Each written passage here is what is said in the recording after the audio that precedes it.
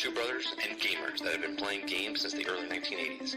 Combined, they have over 65 years experience.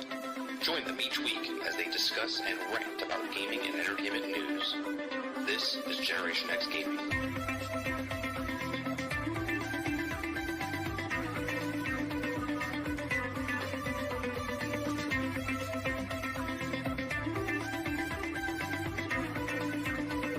Hello, everybody, and welcome back to another day, another week, another episode of Generation X Gaming, the weekly podcast that goes over a few of the top stories from the past week, and we rant along the way. I'm your host, 30 and Still Gaming, and joining me each and every single week is Sgt McClusky. What's going on, Sarge? What's going on, bro? Not much. Another week. Yeah, another week. In the middle of this crazy hurricane stuff. Yeah, we're literally in hurricanes right off the coast. It's going to hit as a category 4. Maybe. Right. But we're not in the path over here. We're safe over here, but we have really intense winds. So, like I said earlier in the show, in the morning show, if you see us go out in some way, shape, or form, it's the internet's gone out, the power's gone out, something has gone awry with the show. So, we're here Thursday nights, 8 p.m. Eastern. And we go over a few of the top stories in the past week, and we rant along the way. You can also listen to us or watch us on iTunes, Google Play, Spotify, Anchor.fm. And we do appreciate you, every single one of you that come out and hang out with us each and every single week. On today's show, Sarge, we're going to be talking about the day before devs return. They're back, right? We're going to talk about them. We're going to talk about California forces digital stores that basically you don't own your digital content. So in California. So if you're in California, I'm sorry. That's everywhere, bro.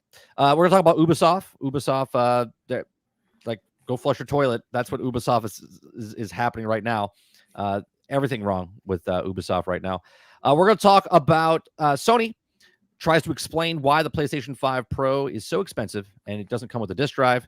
Plus, why people couldn't tell the difference of why the similarities are so minute. Their words. Not mine. All right, we're going to talk about Star Wars: The Acolyte, $230 million instead of the $180 million. We're going to talk about Microsoft moving. They were so confusing. They had 3 apps. They had the Xbox app, the Game Pass app, the Cloud app. Well, miraculously, someone at Microsoft that got paid lots of money said, hey, why don't we merge those? So we're going to talk about that a little bit. We're talking about Monster Hunter Wilds Ultra Collector's Edition. It's really expensive, Sarge. Really expensive. Space Marine 2, Dev says that they have story ideas and DLCs, maybe even potential sequel coming in for that. So we'll talk about that as well. We're also going to talk about Palworld, Microsoft Flight Sim, a couple other stories claimed. It's claimed. We have a whole section of it's claimed of Elder Scrolls, of Rocksteady, of Concord, and then we have a couple fun stories at the end of the show if we get time to it. So what's going on, chat? Let's how's your week, Sarge, before we even get into what we've been playing? Anything exciting? Healing. That's about it. Healing. Just healing? Yep, that's about it. I'm trying to get my headset to work here. I'm trying to monitor audio and it's not working very well. So here we go. All right, chat. Let's get to what we're using the new program like we did last night with Chatto. Oh, if you guys missed the episode with Paul Chatto, or Call Me Chatto, last night we had an interview with him. I thought it went really well. I liked it. I thought I had a fun time talking to him. You can go watch that past broadcast right here on this channel, 30NSG, in the podcast playlist. We have 3 podcasts there: the Daily Grind Show, we have Chatting With, and we have Generation X Gaming. You can also listen to that over on Spotify as well. So yeah. All right, let's go to what we've been playing.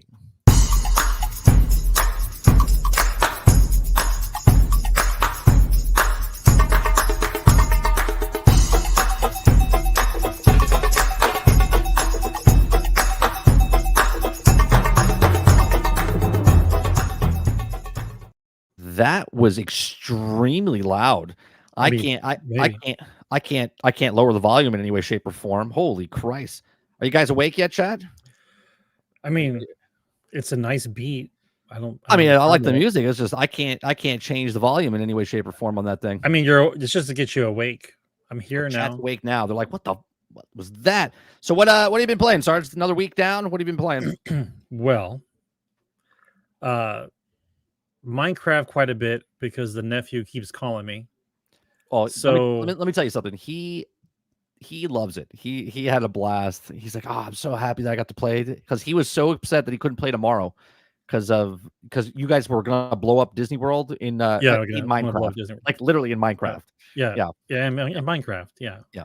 Well, I first got a microtransaction because I couldn't find a construction worker skin for free, so I had to buy a construction worker skin pack in order to get a construction worker, and so I named him. What did I name the guy now? Oh,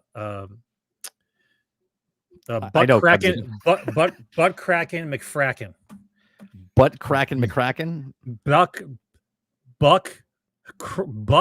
cracking McFracken. McFracken. Oh, McFracken. Yeah, McFracken. Right. Gotcha. So he brings up all these kind of crazy maps of these nice, beautiful cities and things, and we blow them up. My favorite one was blowing up the Disney World map. I thought was insane because it's an exact replica of the actual it's the exact replica of Disney World. And I took great pleasure in blowing it up. I came out. He's like, Dad, you gotta watch this. I'm like, what are you doing? He's like, oh, we're blowing up the Tom Sawyer's Island. He's like, and then for the grand finale, we're taking out the castle. I videoed it on the Xbox. I'll send it to you. It came out really good. It came out really good. He was laughing and he was singing a song. He was like singing, I forget what he was singing. It's a Small World or something like that. No. Instead of saying it's a whole new world, he uses that beat, something about blow up the world instead of a whole new world. It's blow up the world. Oh yeah, that's what he's singing. Yeah, blowing up the world. Yeah. We're definitely on a list, Jones. But we are literally talking about Minecraft. We're literally talking about Minecraft. Yeah, not a fake. Do you think I can get my hands on enough explosives as a civilian? Come on. So what else have you been playing besides blowing up stuff in Minecraft? Oh, Minecraft, right? So Minecraft, and then I downloaded. It was on Game Pass. I played it on cloud first, and it worked pretty well. But I wanted to download it. It's a survival game. Now you know how I am. I don't like to play a lot of these survival games because a lot of them are just tedious and they're not really fun. But this one, It's Medieval Dynasty. It's on Game Pass. That's what it's called, Medieval Dynasty. Yeah, it's actually very good.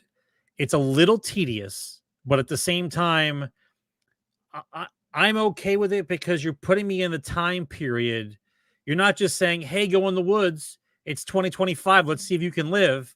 Like, you're in like 12th century shit and like you got to live. So like, okay, so I'm not looking anything up online. Okay, 0, right? It's kind of hard. And when you die, you have to reload. So you can't die. Do you? Yeah, you can't die. Oh, it's like hardcore survival. Yeah, you can't die. It does a save for you, but it's quite a ways back. So you have to remember to save yourself and reload the save. Yeah, I only played. You're like, what was it? 2 days ago. You're like, hey, I downloaded this game. See if you like it. So I was like, okay. So I went back and I went to go play it, and I played it with you for like an hour, and I enjoyed myself. I was running around trying to kill a goddamn rabbit for like 20 minutes, right, throwing spears and stuff at it. It is very Minecraft-esque, Ark-esque, type of survival type stuff. It's a little. I'll be honest with you. It's a little tedious. Like you have to learn. You have to learn everything. You got to learn everything.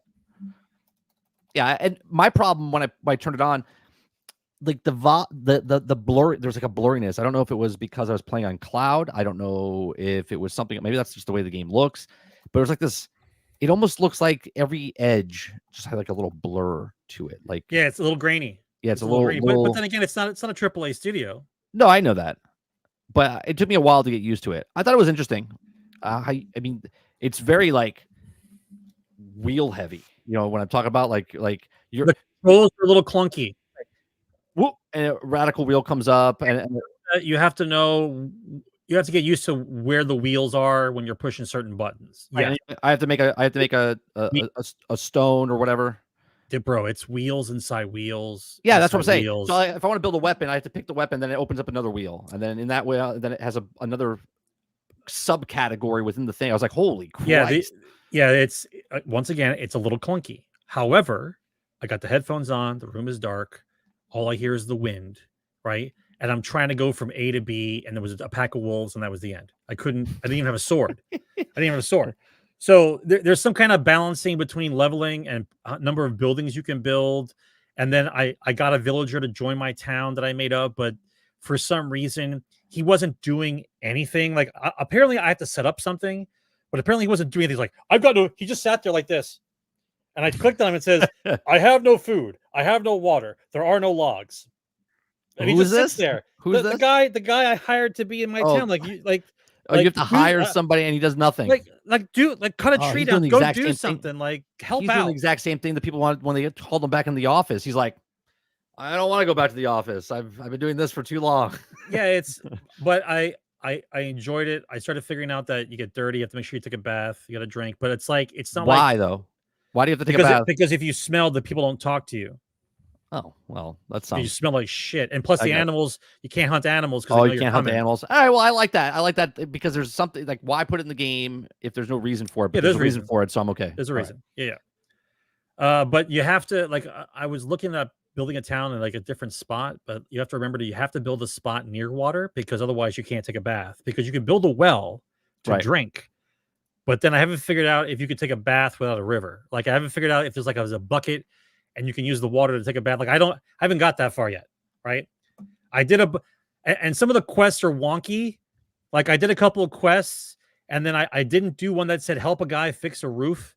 And then I went to sleep. And then when I woke up the next day, it said failed quest, but the quest was still there. Like I was supposed to still help a neighbor, but I couldn't find the house. I couldn't find the guy and the quest wouldn't go away. So I'm not sure if it's I'm an idiot or if the quests are just wonky. It could be both. You never can tell with those. Yeah, it could be both. The forests are incredible. I like the land. The landscaping is good. I thought it was cool when you're chopping on the trees and stuff. The trees actually chop down. Yeah, it's like Valheim. Now you have an option. It says that if you dig up the stump, the tree doesn't grow back. But if you leave the stump there, it'll eventually grow back. And I played like 2 seasons or almost 3 seasons, and it hasn't grown back yet. So I'm not sure if it depends on what you set it for. Okay. Like right now, I have the setting for like 4 days, 4 days or 5 days for a season. Okay. Well, I guess in actual time, how long is the season? I think an hour. A minute is a minute in game is 2 seconds. So you have to do the math from there. Yeah. The gods are speaking to me.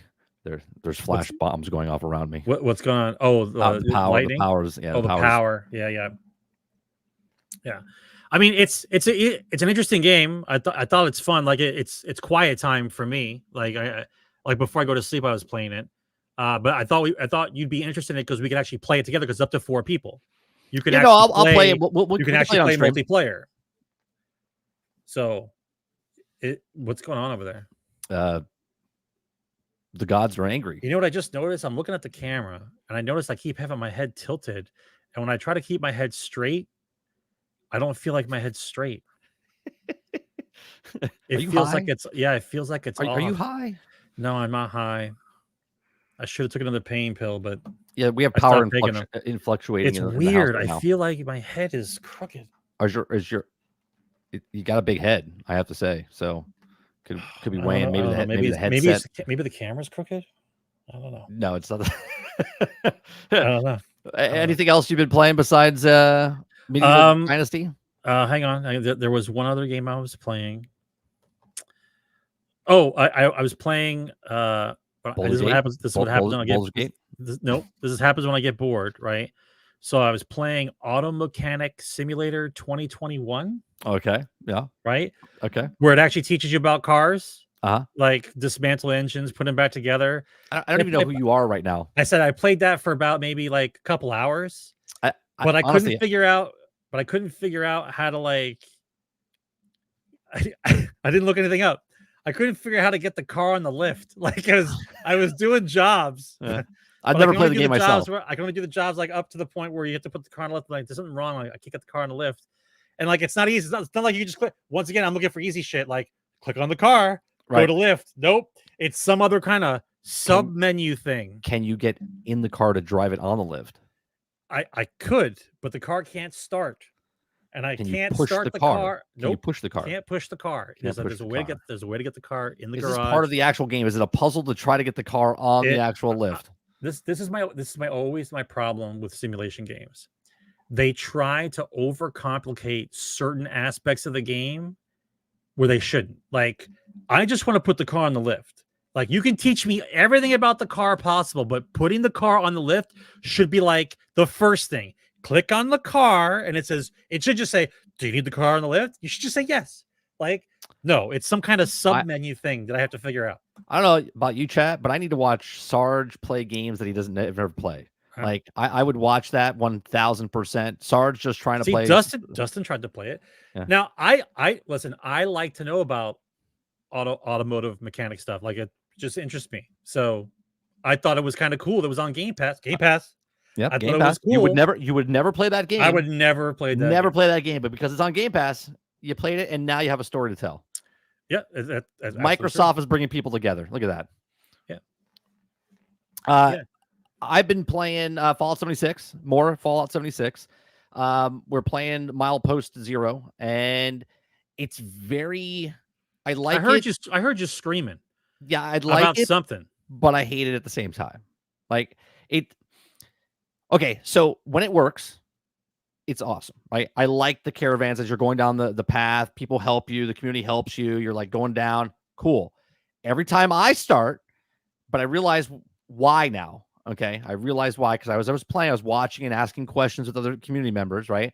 And I'm like, why is it that I put the high profile one out there? I'm there by myself, no one comes. He goes, oh, well, you're probably coming in at a time. He's like, your luck is bad.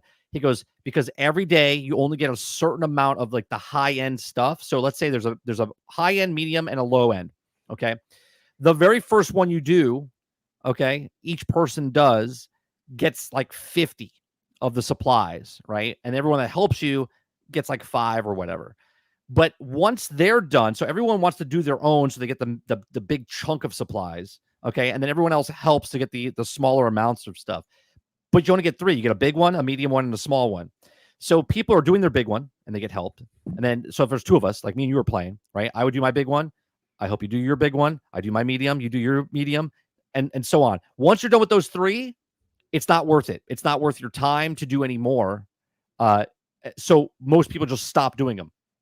That's why when I go on a server and I see people doing them, I'm like, oh. So I failed like twice.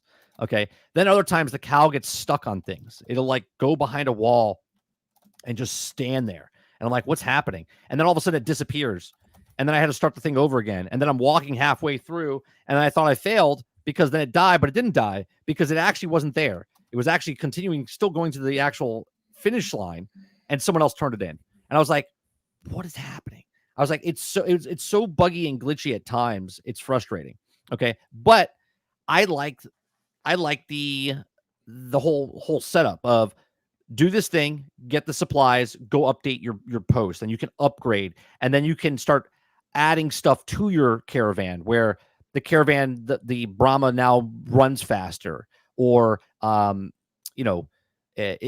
can complete the thing faster. It can hold more stuff. It has bigger stuff, so you're getting rewarded more. So you can start. So it's like really a slow grind, and then all of a sudden it escalates. And where you're once you upgrade the stuff, now it's feasible to do it. But to get to that point, if you're by yourself, it's kind of frustrating. As I said in the past, like I really do like Fallout, but I refuse to play Fallout 76. However, I'm waiting for the patches to go through for Fallout London, and I will play that. Well, what's wrong with London? What's happening with London? Because after that patch they released for Fallout, it screwed everything up. So now they have to repatch everything all over again. So I'm waiting for that patch to come I thought they fixed it. I thought it came out after. They fixed it. Yeah, that's already been fixed. I don't know if they fixed everything. No. They said that they were working on it. I don't they haven't fixed everything. There's no way they patched it out like it's been 3 months. Yeah, they fixed it in 3 months. I'm pretty sure it's out. Did they? Now. Yeah. Because they couldn't release it because of the fuck ups. And then because now it's been 3 months afterwards, now they launched it I want to say like a month ago it came out, if I'm pretty sure. So I'm playing that.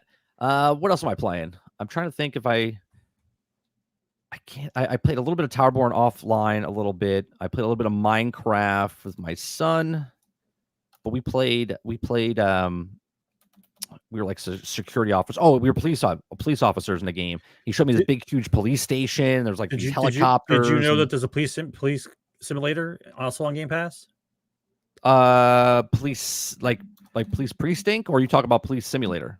I think is it precinct. I think that's the simulation. Precinct is the one that's an isometric game. It's like almost like police. No, it wasn't isometric. It wasn't isometric. So it's a simulator game. It's called police simulator. Like you have to solve crimes, give people tickets, that kind of thing. Well, maybe we'll play that next week. Is that co-op? That'd be fun. I don't know. I just caught a glimpse of it. I'm not sure if it was still on Game Pass at the time or not. I got to go back and look. Chad, is that game on Game Pass? Dustin will probably know. Dustin, is the police simulator game? Is that is it on Game Pass and is that co-op? I think it's single player though. I think that's the problem. Like, because otherwise you'd be doing crazy stuff with your friends as a cop. I know that. That's the first thing everyone would do. Prison simulator. There's a prison simulator. There's always a whole bunch of simulators. We could literally just make a whole simulator channel.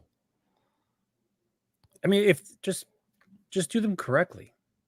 They just kind of half-ass them. That's the problem. Like every time I'm scrolling through Game Pass, like 4 pages worth are the Sims DLC packs. I haven't touched the Sims in 4 pages 20 years of Sims DLC packs. It's just it's ridiculous. Yeah, that's all the stuff I've been playing. I've been going back into Fallout 76 pretty hard because my Ubisoft Plus ended, so I'm done with Star Wars Outlaws. So, it's been a month. It's been a month. Yeah, it's been a month.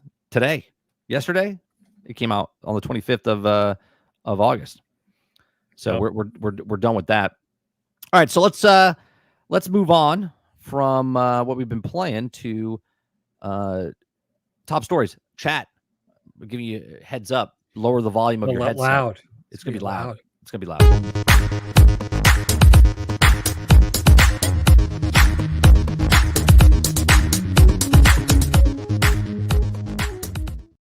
Yeah, it's loud.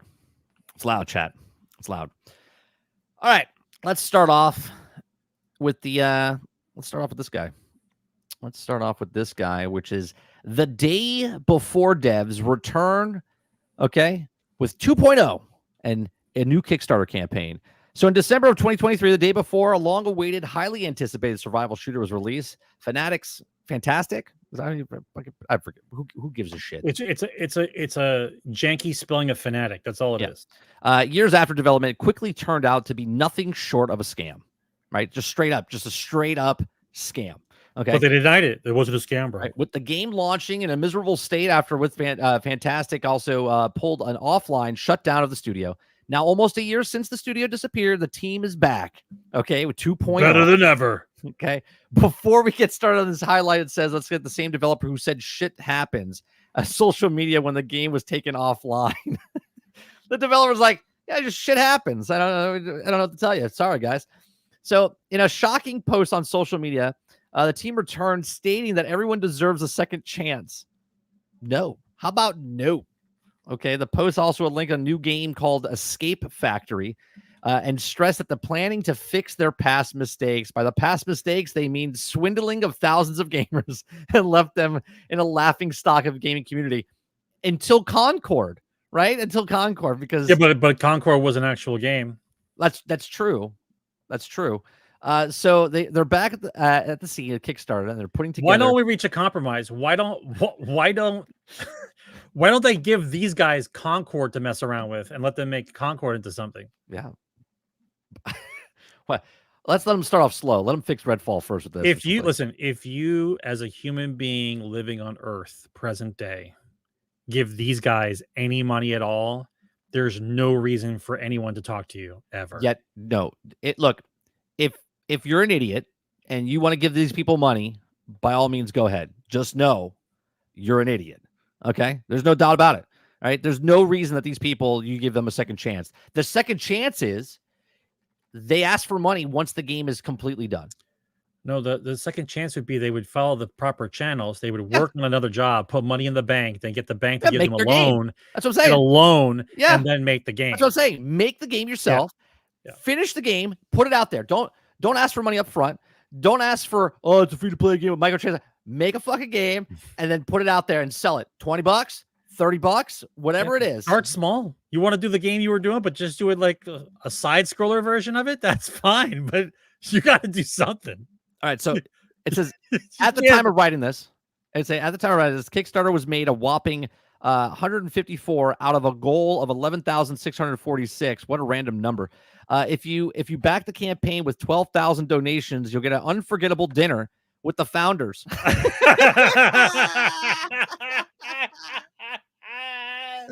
Oh my God. Who the fuck wants that?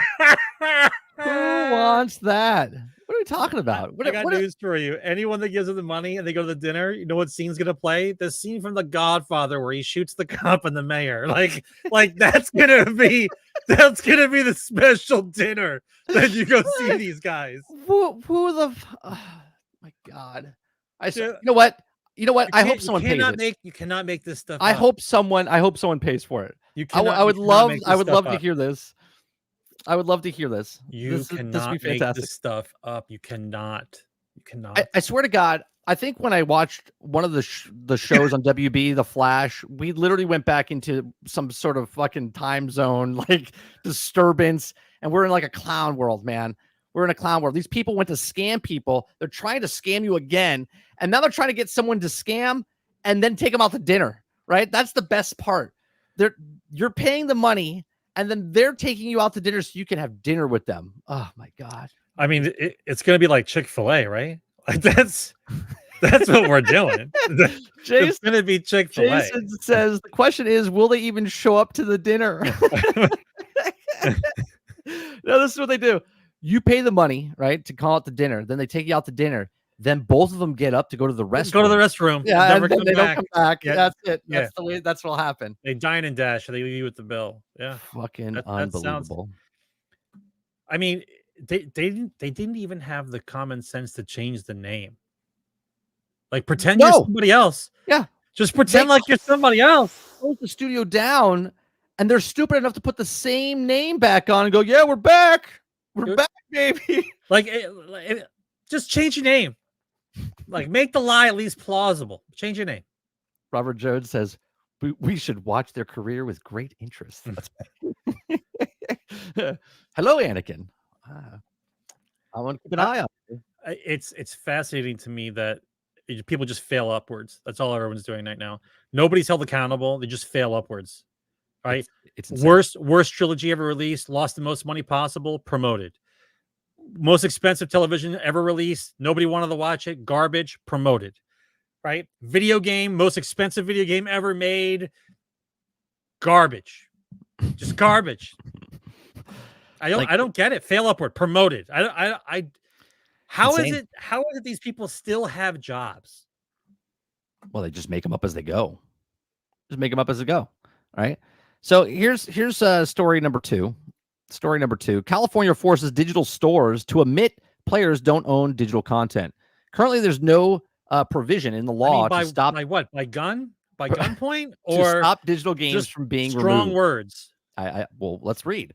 All right. In the new state law in California, will force digital storefronts to admit that players that are simply buying a license for a digital product rather than owning the product.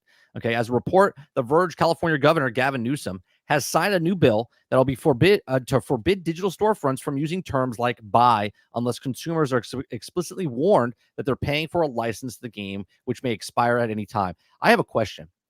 I don't like to bring up politics in any way, shape, or form. This governor, okay, has the worst record of what he's doing in California, but goddamn, is this smart? We're to put a you don't own, like, don't put the buy button on digital stuff because you don't own it. You just own a license. So this is actually pretty smart. So what's the button going to say? Purchase a license? I guess that's what's going to have to say on the screen. Yeah. It's going to have to say purchase a license. It says, as retailers continue to pivot away from selling physical media, they need consumers to protection on the purpose of digital media, and has become increasingly more important. California Assembly member states, has a statement says, I thank the governor for signing an AB 2426, ensuring the false depictive of advertising from sellers to digital media incorrectly, telling consumers they own the purchase becomes a thing of the past. This is what's happening with a lot of games now, right? Yeah, but like The Crew, you can't play it anymore. You bought it, but you don't own it. They take it down off the servers, right? This is all that stuff. You don't own it. You're missing the point. He shouldn't be trying to write a law in that says you have to tell the people that they're not buying something. They should stop. Right. The rule should be you have to go back to what it was like. If I buy the game, even though it's digital, then I own it. It's mine. Right. That's the rule. The rule is I bought something, it's mine. Not that it's digital and it's just not anymore. It says in April, Ubisoft took the crew offline a year after delisting the game. Earlier this month, developer Ivory Tower acknowledged consumer complaints over the handling of the crew. We want to acknowledge some of this, your voice concerns, but about the access to the crew games, the senior creative director of the franchise at Ivory Towers, he says, today we want to express a commitment to our future of Crew 2, right? So they're changing their ways, but at the same time, you're absolutely right, Sarge. It shouldn't be that they need to change the buy button to rent button, basically, or you just keep it the same way it was. I bought something, it's mine. It's my thing, right? Like if you take it down, I still should be able to play it, download it to my hard drive, local drive, whatever. Right, or let's use the legals term that they like to use. I'm buying the game license in perpetuity, not temporarily. Perpetuity. That's what it is. I bought the damn game. It's mine. Right? It works. Jason forever. says, like Limited Run says, forever physical. Right. Krebsy says, so companies need to tell you that you don't own the game, but kids can swap their genders without their parents knowing, only in California. Right. That's what I'm saying. Krebsy, I was like, there's so much shit. There's so much shit going bad in there, but they're stepping up to the plate for this. They're like, we got you. We got the buy button. We're on it. We're gonna fight for the rights for you. This state's on fire, literally. You guys coming out with a buy button defense? Like this is what you got? Amazing. Those are two fantastic stories to start off the day with. Chat, hit that like button. All right. I don't. If you didn't laugh or cry in the first two stories, I'm gonna have an aneurysm before the show's over. If you didn't laugh or cry the first two stories, come on. All right, let's just continue this train wreck. All right, let's just continue this train wreck that's happening here. So no, I want to get into it for 3 more minutes. Hang on, because because what changed besides the fact that I just don't have the disc, right?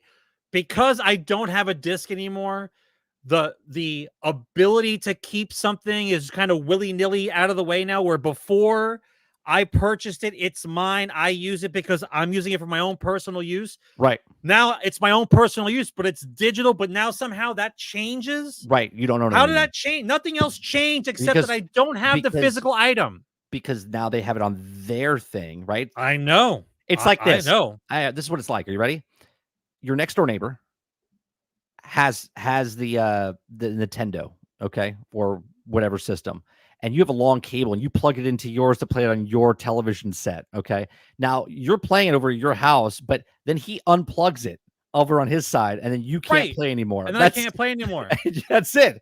That's the perfect example. The neighbor owns the thing, and you can't play it or use it. To argue this like a logical person. Like I bought it, it's mine.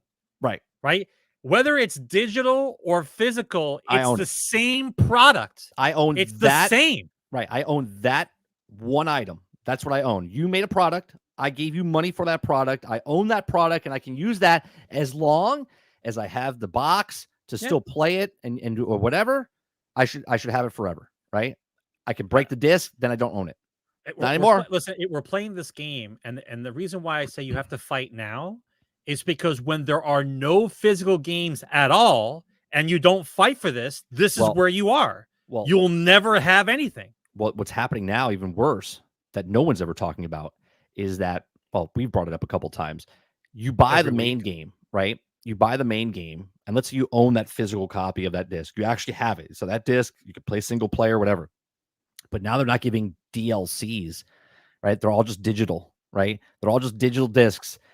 And vice versa. Microsoft, where you don't even have to own the game, okay? But you can play the main game on Game Pass, but to play the DLCs, you have to pay money, right? So then you own the DLCs, but you don't own the main game. But really, you still don't own the DLCs because they're all digital, right? Everything's digital, right? So once they take that game, if they ever take that game off of Game Pass, you would have no access to that game, but you own the DLCs. So now you're locked in. You're like, well, I own these DLCs, so I have to go buy the physical game or the digital game just so you can play the DLCs that you had. It's just madness, man. It's changing the language and making it feel like that all of a sudden things have changed. Nothing has changed. The only thing that changed is they're not printing anything. Right. That's what changed. They didn't print anything. But the ownership of the product is still me. Right. I paid you money for it. Yeah, but that's not how it is anymore. Sucks. I mean, hell, look at PlayStation. They took the disc drive away from you. Right? So let's choppy, bro. Right. Let's choppy. Let me find the story. There's a story that fits into this, right? You bought the choppy version. Noob. You bought the PlayStation that does choppy. Where's the one I had? I can't find it. There's a story. Oh, here it is. Okay. So this is coming in last month. 75% of all games sold in the UK were digital. This is like the last hope, right? Because these are the only people that still keep track of actual physical sales. Okay. But now there's only 25% of the people buying physical stuff. Yeah, that to me says maybe 2 more years. Maybe two. It says in a recent report revealed that the whopping 75% of all games sold through August in the United Kingdom were digital purchases. It was documented at 1.74 million games were sold during 4 weeks, and only 25% of them had copies, representing a 10% drop in physical game sales year on year.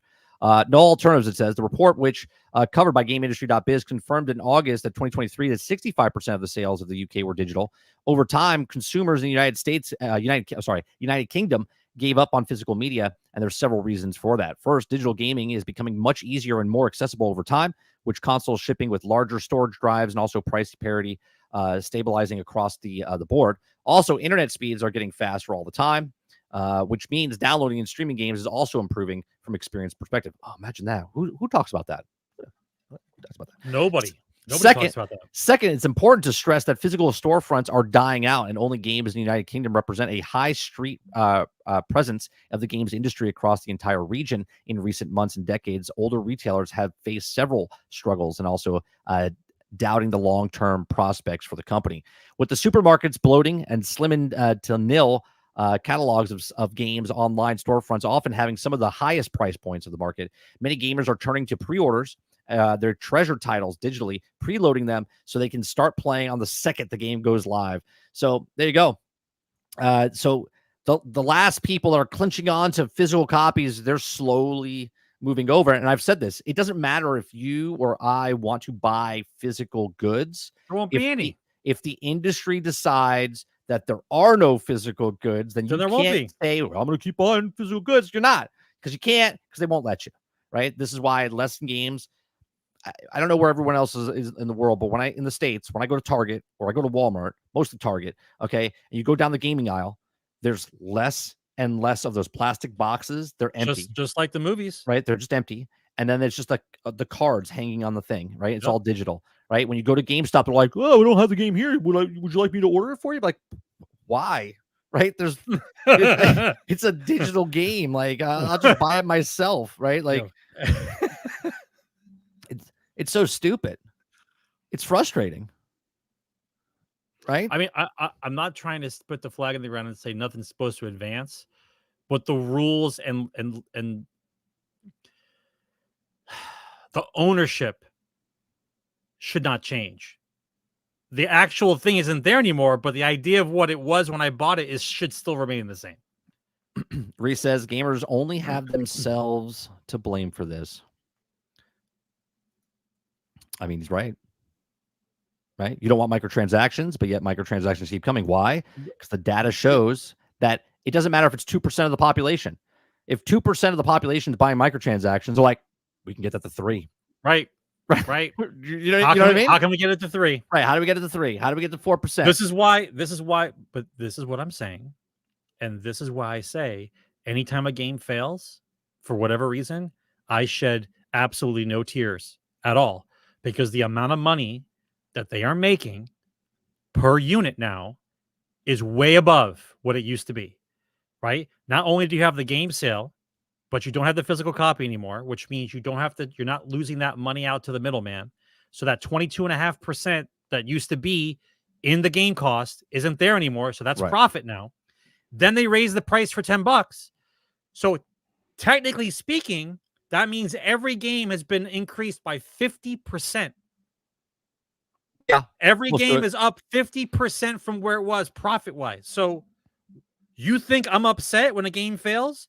If a game fails, too fucking bad. You guys are making plenty of money. The issue is they're bloated. Right. Well, the thing is, spending way too much money. Reese says at the Sony pulling down digital products from other stores, Microsoft will do the same. Yeah, but Microsoft's already there. Microsoft doesn't care, right? Because there's a smaller percentage of people buying games. There's a subscription service, right? Even at the Tokyo Game Show today, they're like, they were hardcore promoting, you could play anywhere. You could just get a Fire Stick and a controller, and you could play wherever you want. It's your choice. More choices for the players, right? And that's what it is. That's the terminology, right? It's not us telling you could buy physical, you could buy a console, you could buy just the Game Pass, right? They're putting it on you. It's your choice where you want to play and how you want to play. That's what Microsoft's doing. Sony, same thing, different way. They're like, we're taking the disk drive away, right? And they're like, it's all digital. More people want more performance or whatever, and that's the way they're selling it. Same thing. Two sides of the same coin. But it's still a nudge in that same direction. That's what I'm saying. It's the same exact thing. One's just saying it better than the other, right? One's just saying, hey, here's a console that's not going to have a disk drive, which Xbox already doesn't have, right? They're doing the exact same thing. But Microsoft is marketing it better by going, it's your choice. You get to play wherever you want, right? And that's the difference. Yeah, cloud is the future. Of course it is. And I've been saying that for years. I still stick by it. Last year, I said 6 to 7. We're down. We're going out of 5 to 6 because it's been 1 year since I first started saying it, right? I think within 5 to 6 years now, cloud will be the majority of the market. And the majority of the market doesn't need to be 68%. It just needs to be 34%. That's it. Between mobile, PC, console, and cloud, right? It just needs to get to 33.4, whatever it is. And that's the majority of the market. Right now, I forget what it is. It's like 9 or 12 or something like that. You keep moving. It's going to keep moving. Yeah. Let's go to the train crash as we see it. Like Ubisoft is literally crashing within a week, Sarge. Within a week from last week to now, Ubisoft was all the drama behind it. Then we're talking about the stocks going down and whatnot. Then there was talks about that they're pulling it from the Tokyo Game Show to the investors want like a hostile takeover. Uh-oh, we just lost power. Yeah, so I don't know how much time we have. So okay. So thank God I have it all plugged into the bat. Uh-oh. We good? Can you hear me? That sounded like the Donkey Kong barrel throw. Yeah. All right. So what was I saying? Oh, so Ubisoft in the last week. Okay. Oh, power's back on, or generator kicked in. Something happened. Okay. It's literally a hurricane outside, guys. As I'm doing that, that's how dedicated I am. So hit that fucking like button. Okay. I'm in the middle of a goddamn hurricane. Hit that like button. I gotta hit the like button. Hang on. Okay. So in the week's time on Tuesday, right? On Tuesday morning show, I was talking about, was it Tuesday or Wednesday? I forget. Tuesday, I made a video talking about Ubisoft and how I thought they were going to. Oh, I saw the short.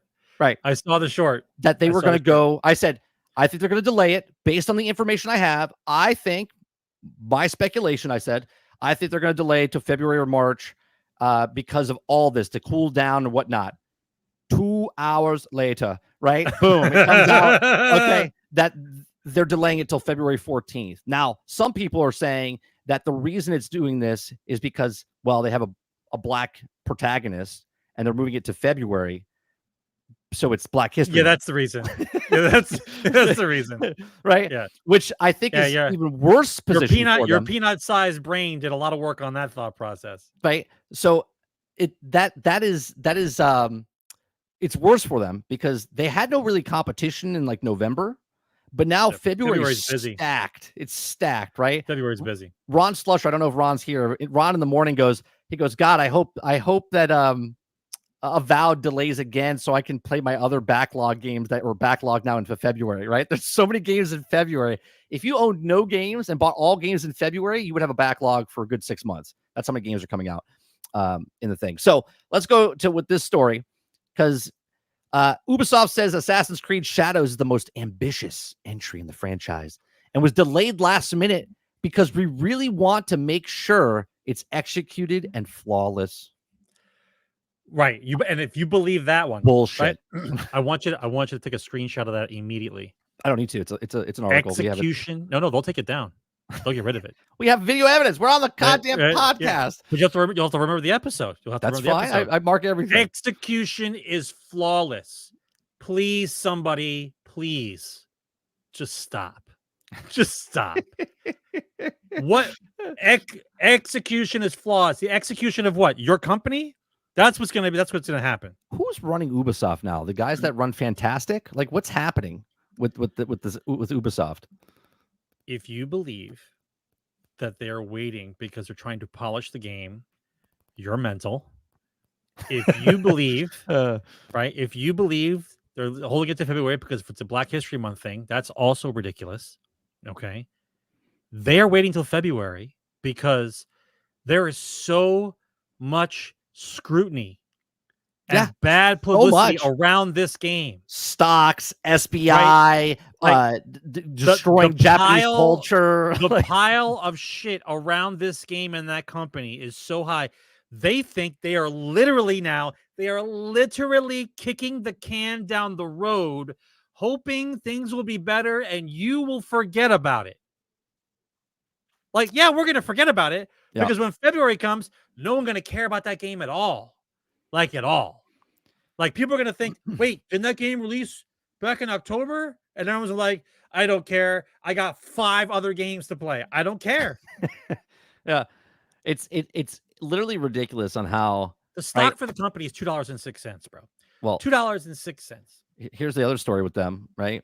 Executives, Ubisoft, investors say that it has and by the way, support of the 10%. That's European money. You got to translate that to American money. Yeah. 10% of the shareholders and management tussle. Right. So September 26th, which is today. So Assassin's Creed maker Ubisoft has gathered support from 10% of the French video game publisher shareholder. It said in a letter on Thursday, and it was exclusively to share to Reuters. AJ Investments, which is less than 1% stake in Ubisoft, said it's in talks for private equity firm for this push, right? So they're trying to sell the company, right? They're trying to sell the company off. And I don't know how this is going to work, Sarge. I'm not even going to pretend how this works because I'm not a lawyer. But I'm looking at this going, because Ubisoft owns. I can't hear you, Sarge. You're muted.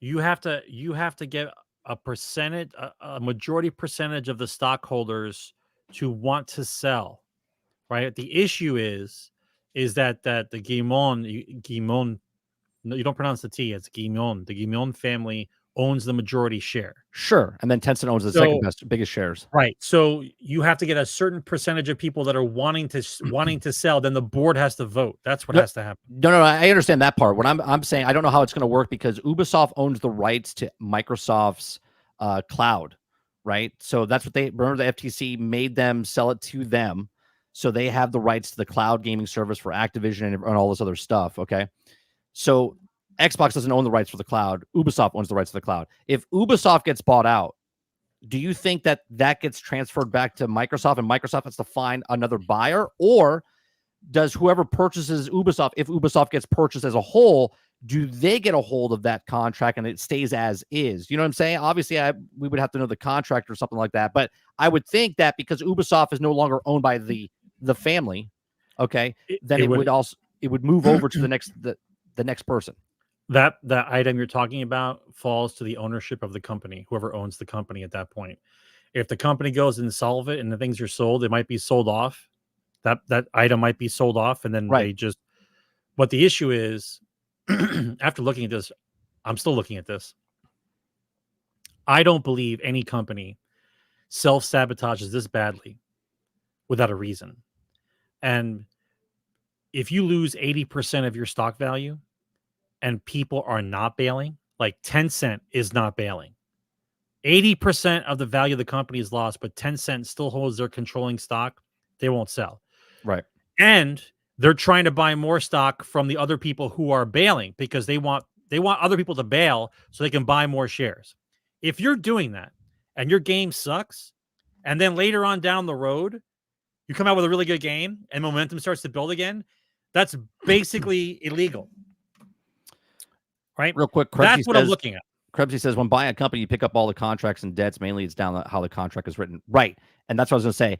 You're absolutely correct. Like, you pick up all that stuff, but at the same time, we don't know, because let's be honest, when Microsoft looks at a company, they say, okay, this is the way it's structured.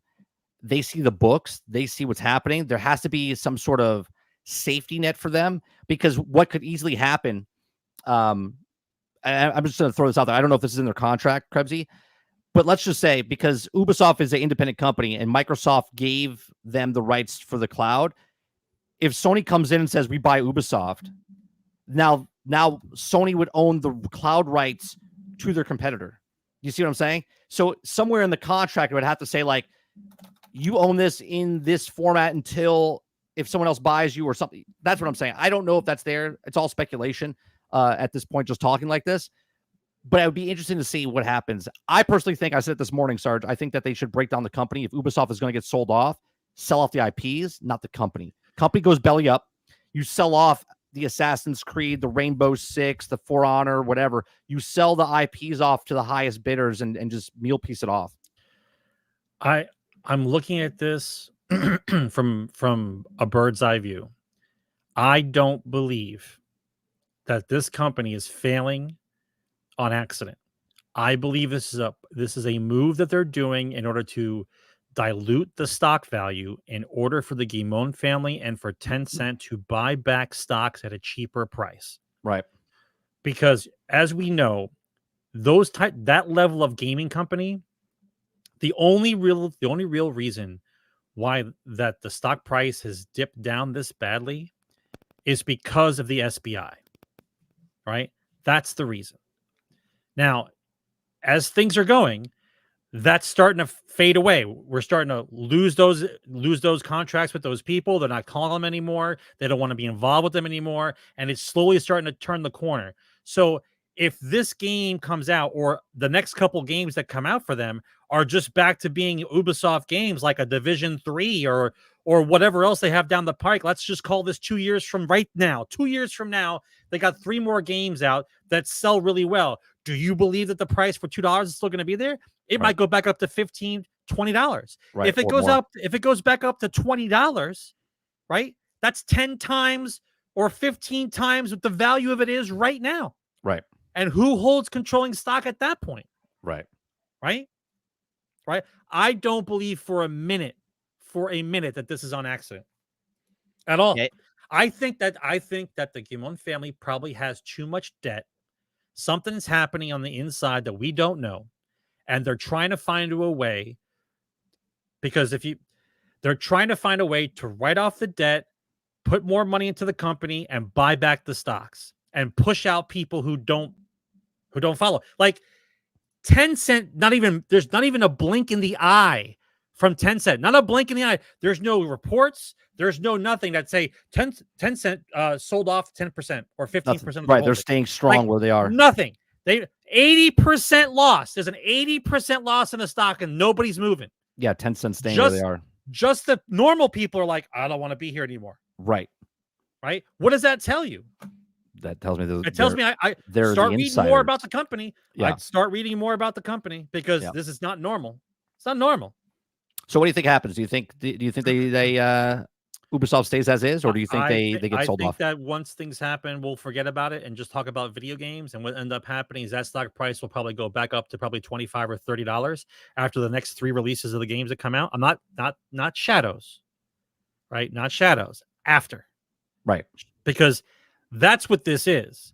Because if I'm looking at it from a legal standpoint, if that game came out, that's the other reason. If that game came out now when it was supposed to, it would bury them. Right. And it would look real suspicious because it's already looking suspicious. The other buys that they made when the stock went down, they bought large amounts. And when the stock dipped again to a certain percentage, they all bought again. And I'm talking about the Gamon family and Tencent. They bought, not normal people. Like shit happened, they bought in. Then it went down again, and it shows on the reports. This story already came out. I'm just going over the story. I didn't make this shit up, right? So now, if that happens, if that game had come out and that price dropped again, and they bought in again, right? They would look. It would send up all kinds of red flags. Yeah, all kinds of red flags. So now you let everything cool down. You push the game out, and now it doesn't look so bad. But meanwhile, you have this tussle as everyone's talking about. I have a question. Can Ubisoft be the next GameStop stock? No, because it's not on the American market. Yeah, well, no, it's not on the American market. You have to. But can it be the GameStop stock over there? You can open up an account with a different branch and trade stocks in Europe. That's fine. It's not like it's unheard of. Because it sounds like the same situation right now. If they sounds like they're shorting the company. Yeah, they're shorting the company, and if the people got to do what basically we're doing to GameStop, there would be the same situation with Ubisoft because then they wouldn't want it to do good. Bring up the big book of Bull. Oh, okay. Hold on. Let me get the big book of Bull. And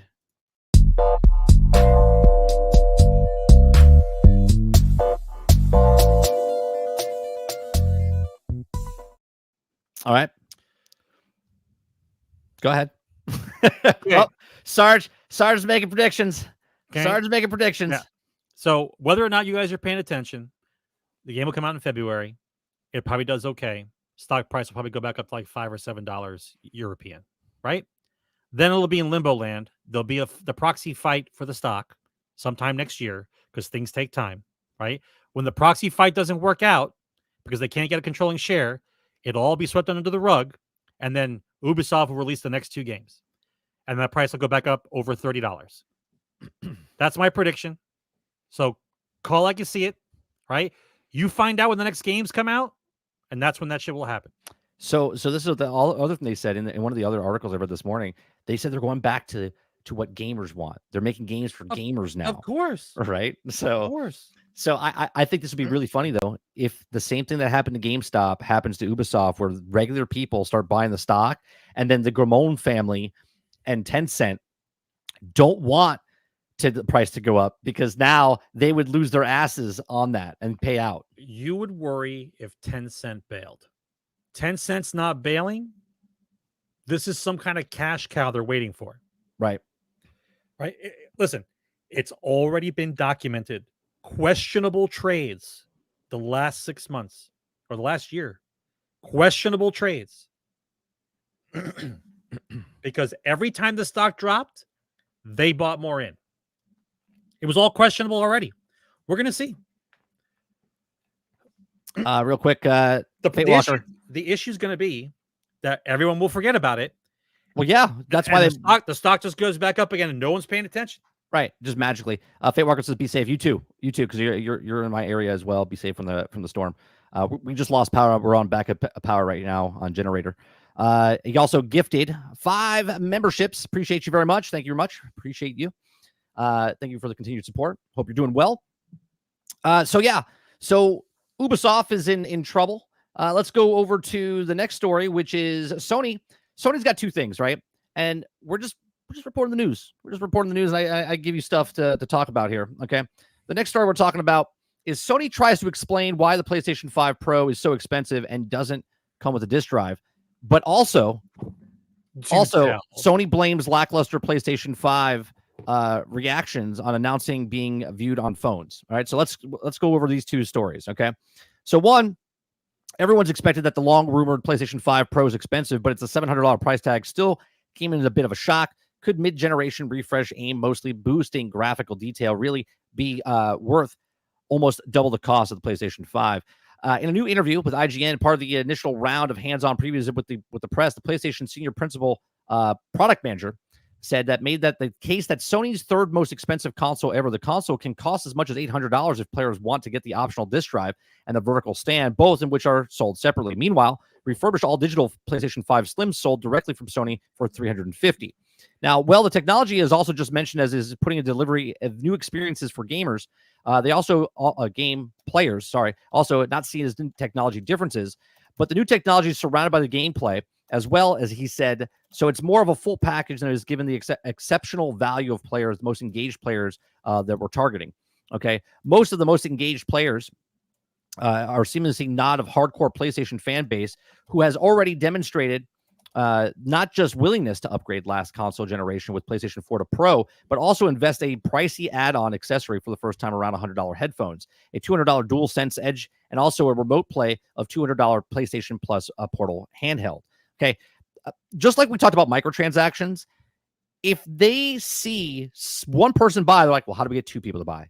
How do we get 5 people to buy? How do we get 10 people to buy? Right? So just like microtransactions, they look, this is all test, right? So when they saw the PlayStation 4 sell and stuff like that, they're like, oh, well, this is the hardcore market. This is who we go for. And this, I've always said this, right?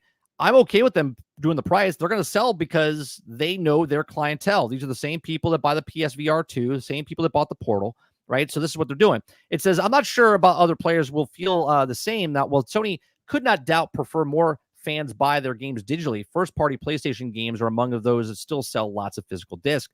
Those also likely are ones that upgrade the PlayStation 5 Pro and probably overlap a lot with those who are a large physical collection from PlayStation 4 to PlayStation 5. Okay, so that's one story. And before you say anything, Sarge, we'll do this one. Sony blames lackluster PlayStation 5 Pro reactions, announcements being viewed on phones. Okay, a lot of people watch YouTube on phones. Hi, everyone that's on a phone right now seeing us. Okay, PlayStation senior principal product manager players missed the PlayStation 5 Pro graphical improvements because the devices they use to view them on. Okay, he says Sony announced PlayStation 5 Pro received a mixed bag of reactions, with many players complaining about the showcase of its improvements with PlayStation 5 Pro compared to the stock PlayStation 5 being almost unnoticeable. Okay, he says, he continues by saying, to explain all the hardware improvements of PlayStation 5 Pro and then the translate to better gaming experience for players in a nutshell, the PlayStation 5 Pro is targeting 4K 60 frames performance, which was also achieved through upgrades into the GPU and Sony upscaling technology called PlayStation Spectral Super Resolution, or as I like to call, PISSR. Okay. Since the Sony also confirmed that most players choose performance mode over fidelity mode, the PlayStation 5 Pro will be also the solution players want. Now, the 60 frames per second gaming with no drop of visual fidelity or 4K of 60 frames per second, given the hardware within the PlayStation 5 Pro and the performance targeting. Why the Sony announcement leaves players unsatisfied, IGN asked the president, and questioned by mentioning that it's not everyone is able to spot the difference between the PlayStation 5 and the PlayStation 5 Pro enhanced game. He goes on to say he's adding some titles to Final Fantasy Rebirth looks noticeably better on PlayStation 5 Pro, while other titles are of substantial frame rate improvements, but only minimal graphical improvements. Okay, so they responded by saying this isn't always easy to convey. Each subtle graphic improvement, though, in the video, or part of the problem with the video is its players are likely viewing on small screens, such as right. But the funny part is, he says by himself, he says it's very unnoticeable, like the graphical improvements and subtle. Right, the subtle changes of it, and it's just like, what are we doing? Right, I just say you're making a games. I wish they didn't come out the PlayStation 5 Pro like this, and they made only the PlayStation 5 Pro look like the 30th anniversary, because then you can look at it and say the collectors. You're muted again, Sarge. The collectors. There's a reason. There's a reason to get it. Look at it and go, this is the 30th anniversary. This is why it's $700. This is the PlayStation 5 Pro, right? But it's just the PlayStation 5 Pro, and then they're charging on top of that the PlayStation 30th anniversary, which I have to say looks phenomenal. I'll bring it up here in a second. It looks great. I love the color scheme on it and stuff like that. I owned a PlayStation 1. When I look at that and go, oh man, but it's like $1,300 because you get the controllers, the Portal, the boys console. With cash buy big toys. That's why. Right. Listen, you had the conversation on your stream many a week daily. PlayStation fans are going to buy PlayStation peripherals. That's what they do. It doesn't matter. The reason why there's a $1,300 PS 30th anniversary on there is because they know that they're going to be bought, right? Right. They're not going to sell an unlimited amount of them. No. But maybe the 50,000 that they made or the 100,000 that they make will sell. Yeah, look, And not only will they sell, people will probably put them in boxes and hang on to them for nostalgia and try to sell them down the road anyway. Yeah, I think 100% they should have only come out with the PlayStation 5 Pro like this. You could do the bundle, the limited edition bundle, but you also should have done the PlayStation 5 Pro console to look like this. They don't care. I know, but I'm saying I think they would have gotten a lot more. Obviously, people bought these. These are going as much as $6,000 right now online with the scalpers that bought them today. Or I shouldn't even say scalpers, people that bought them today, right? They're online right now for $6,000. Well, one guy took a dollar off or a penny off, $5,999.99. He's a true hero, right? Yeah. But this looks cool. I do believe. Look, I think the color scheme. I love the old PlayStation, right? The old PlayStation, and then even the new PlayStation 2 is my favorite. But I love the way they design these controllers, and it looks fantastic. It looks fantastic. They can't get rid of portals, so they have to bundle them now with the PlayStation 5 Pro. But they still, but if you can't allow me to get a warranty on the stick drift issue, then you have to allow me to be able to fix the controller. Well, that voids your warranty, right? I don't give a shit about the warranty. I care about them. I care about them selling the pieces to me that I can fix it myself. Well, right? I want a right to repair your shitty product. Do you know about that whole ordeal as well? We went over that a couple of weeks ago, where the part that you can replace it for yourself is always sold out. So you can't ever get the piece that you need to fix your controller. So it's just cheaper to go buy a new controller. Correct. Right? Make the problem. Yeah, but sell the solution. But I do remember, and I played a lot of video games over the years, bro. A controller lasted me almost 2 years before it broke, and I played every day. Yep. Now a controller doesn't last 6 months. Yeah, it's bad. Right? But what you can do, because I know that other people that have more time than patience, is if you guys got broken controllers, you can go online. You can sell your busted controllers on eBay. Someone will buy them and fix them and resell them. Right. Right? I would rather sell it to somebody for $10, let them fix it and sell it to somebody else. At least somebody who doesn't have the money to buy brand new things all the time. And there are people that exist like that. We're not in pristine categories here. There are people that do this.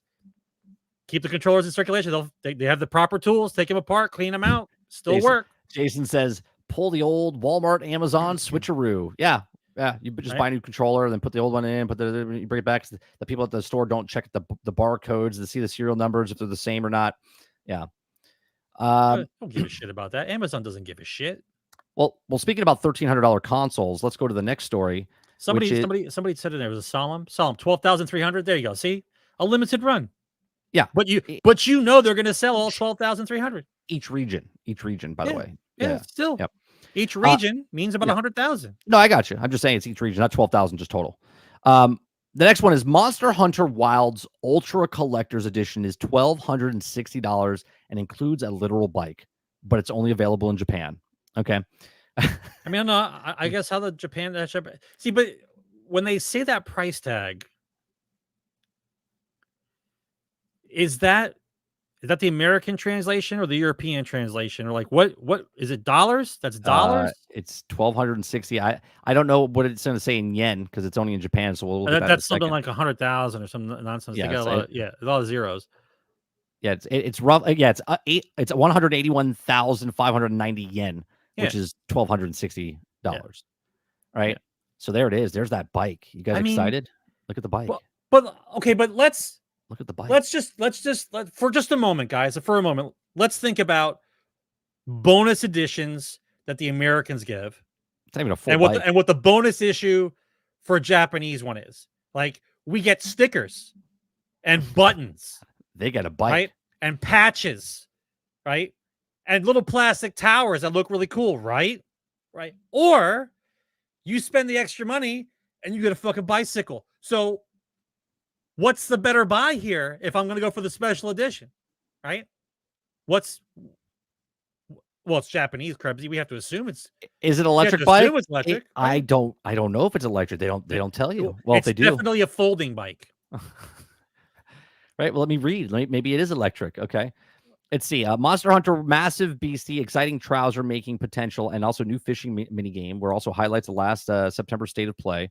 Capcom quickly announced the Ultra Collector's Edition and perhaps the most bonkers limited time package that I've ever seen. The regular Monster Hunter Wilds Collector Edition comes with a gorgeous steelbook case containing a PlayStation 5 copy of the game, a fluffy baby, I don't know how to say that, Skirt plushie, also a small pouch style after the game's weapon bags, alongside the game's bonus from Digital Deluxe version.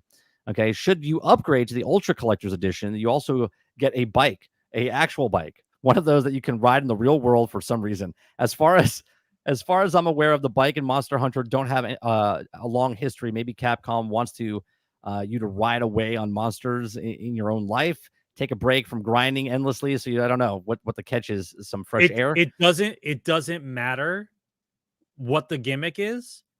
That's the best bonus pack for a game ever. Yeah, but doesn't even look like the bike is like themed Monster Hunter. It doesn't matter. The Japanese never they have put that stickers or something like on we it for have. them? Yeah, but they don't have the same kind of association of products that we have here, right? Like if you buy the Batman game, you get a Batman mask and a car that's the Batman. Like they have it like it's a Monster Hunter game and you get a bicycle. Like it doesn't, there's no like a cohesion there, but let's not look down upon that. That's an amazing special edition. I guess. Right? You get a bicycle, you buy the game for $12, you get a bicycle, right? That's way better than any special edition thing we have in the States ever. Ever. Yeah, it doesn't look like it's electric. And Dupla says they're telling you to go touch grass. Whatever. In the nicest way possible. We know you love Monster Hunter, but don't forget to go outside. It's just, I don't know. It's just weird. Like it's not weird. It's Japanese. I know, but it's just like, okay, what do you guys got for items to put in the box for Ultra Collector's Edition? Oh, we got stickers. We got pins. We got. It's because you're thinking about this as an American. They are Japanese. We can put a blow up doll in there. They're like, I have a cousin that has a bunch of bikes left over in the shop. Bikes. Let's do it. How much is it? Yeah. He makes it for 15 cents. We could charge at least $1,200 for it. It's only sold in Japan, though, because shipping would cost an absolute fortune. I'm sorry to say this, but that is the greatest special edition ever made. Is it, though? Yes.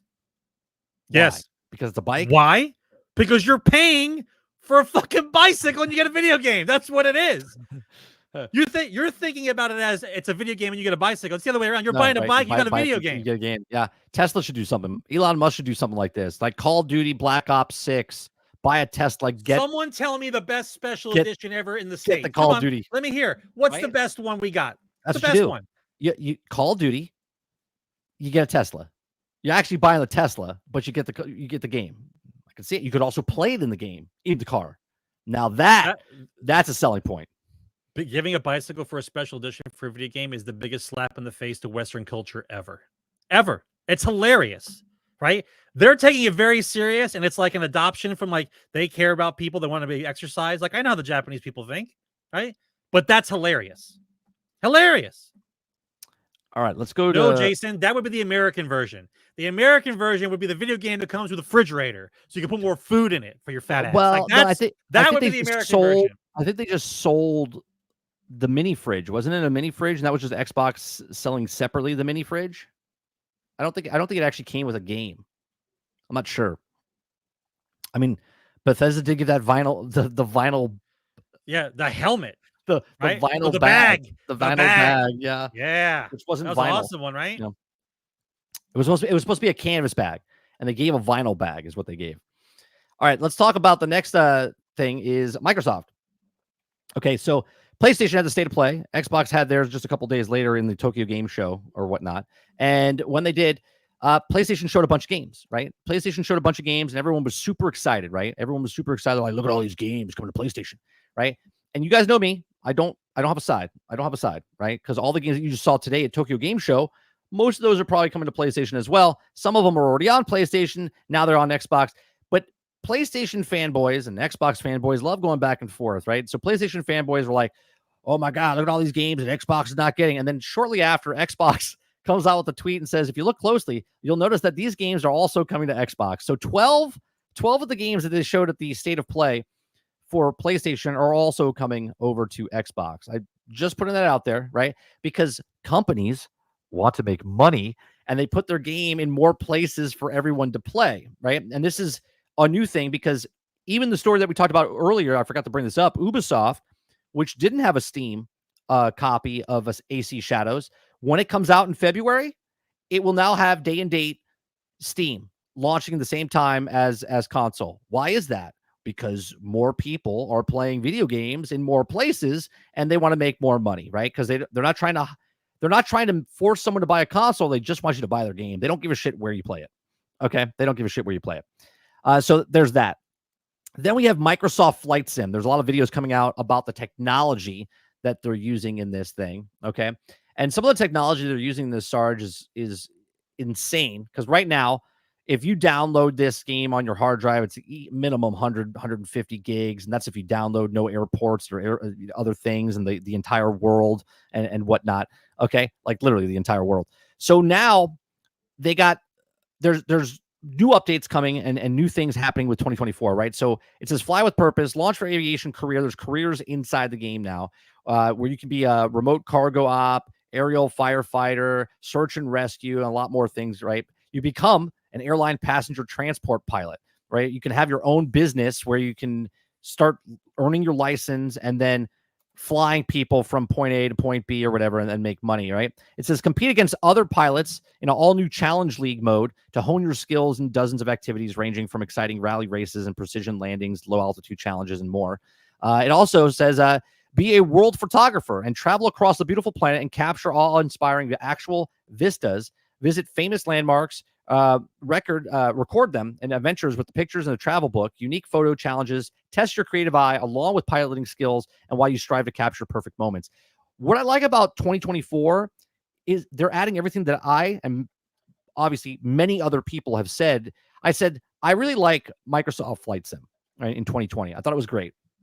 I said, but I stopped playing because there was nothing. I said, as a gamer, I need something. I need, am I going towards like an American Truck Simulator? I'm building up a trucking company, right? I'm getting other truckers to join my crew. And then I have fleets of trucks and I'm taking over the United States with my business, right? There was nothing. It's just like you're flying. And that's great if you like flying. But if you're a gamer and you're like, this is cool flying, but what am I doing? Right? Because you could go autopilot, then get up, go take a piss, go get a drink, go walk the dog. It makes no sense to play the game and then go start the autopilot and leave. Let the plane fly for 3 hours and then come back. That's mental. But that's what it is, right? So now they have advanced simulations, right? They have enhanced physics systems with 10,000 plus rigid body surfaces, enabling simulation of any shape of aircraft. Okay. They have new highly accurate aircraft systems, including electrical, fuel, hydraulic systems, payloads, passenger systems. That's in the game. They say you can plan your flight and a groundbreaking flight planner. Okay. So you have flight planners in the thing. You can explore most detailed recreations of planet Earth to date, enhanced digital elevation maps, over 500 tin, which is triangular irregular network, cities, more than 100,000 square kilometers of countryside, photogrammetry, allowing visual stunning digital twins experiences, more than 150 airports, 2,000 glider airports, 10,000 heliports, 2,000 points of interest, and 900 oil rigs that have all been carefully handcrafted while procedurally systems generated over 40,000 airports, 80,000 helipads, 1.5 million buildings, and nearly 3 trillion trees on the planet. Okay. And then on top of that, Sarge, it's only 60 gigs on your hard drive. Right. Because of the technology they're using, they're streaming everything from the cloud. Right. So if you're a person, they said, if you want to download an airport and you want to finick with it, it stores it locally. But if you're doing anything else, like you download a plane, but if you're not using that plane, it's not going to try to render the plane. There. Right. So there you could do what you want now, and you don't have to have 500 gigs worth of storage on your. So Flight Sim 2024 does all this, and you guys believe that Shadows is coming out flawless in February. Yeah. Right. So there's a lot of stuff. Flawless in February. As a matter of fact, that should be the title of it. Right. Shadows flawless in February. That's what we're going to talk about when it comes. right? That's what we're gonna. That's how we're gonna talk about it.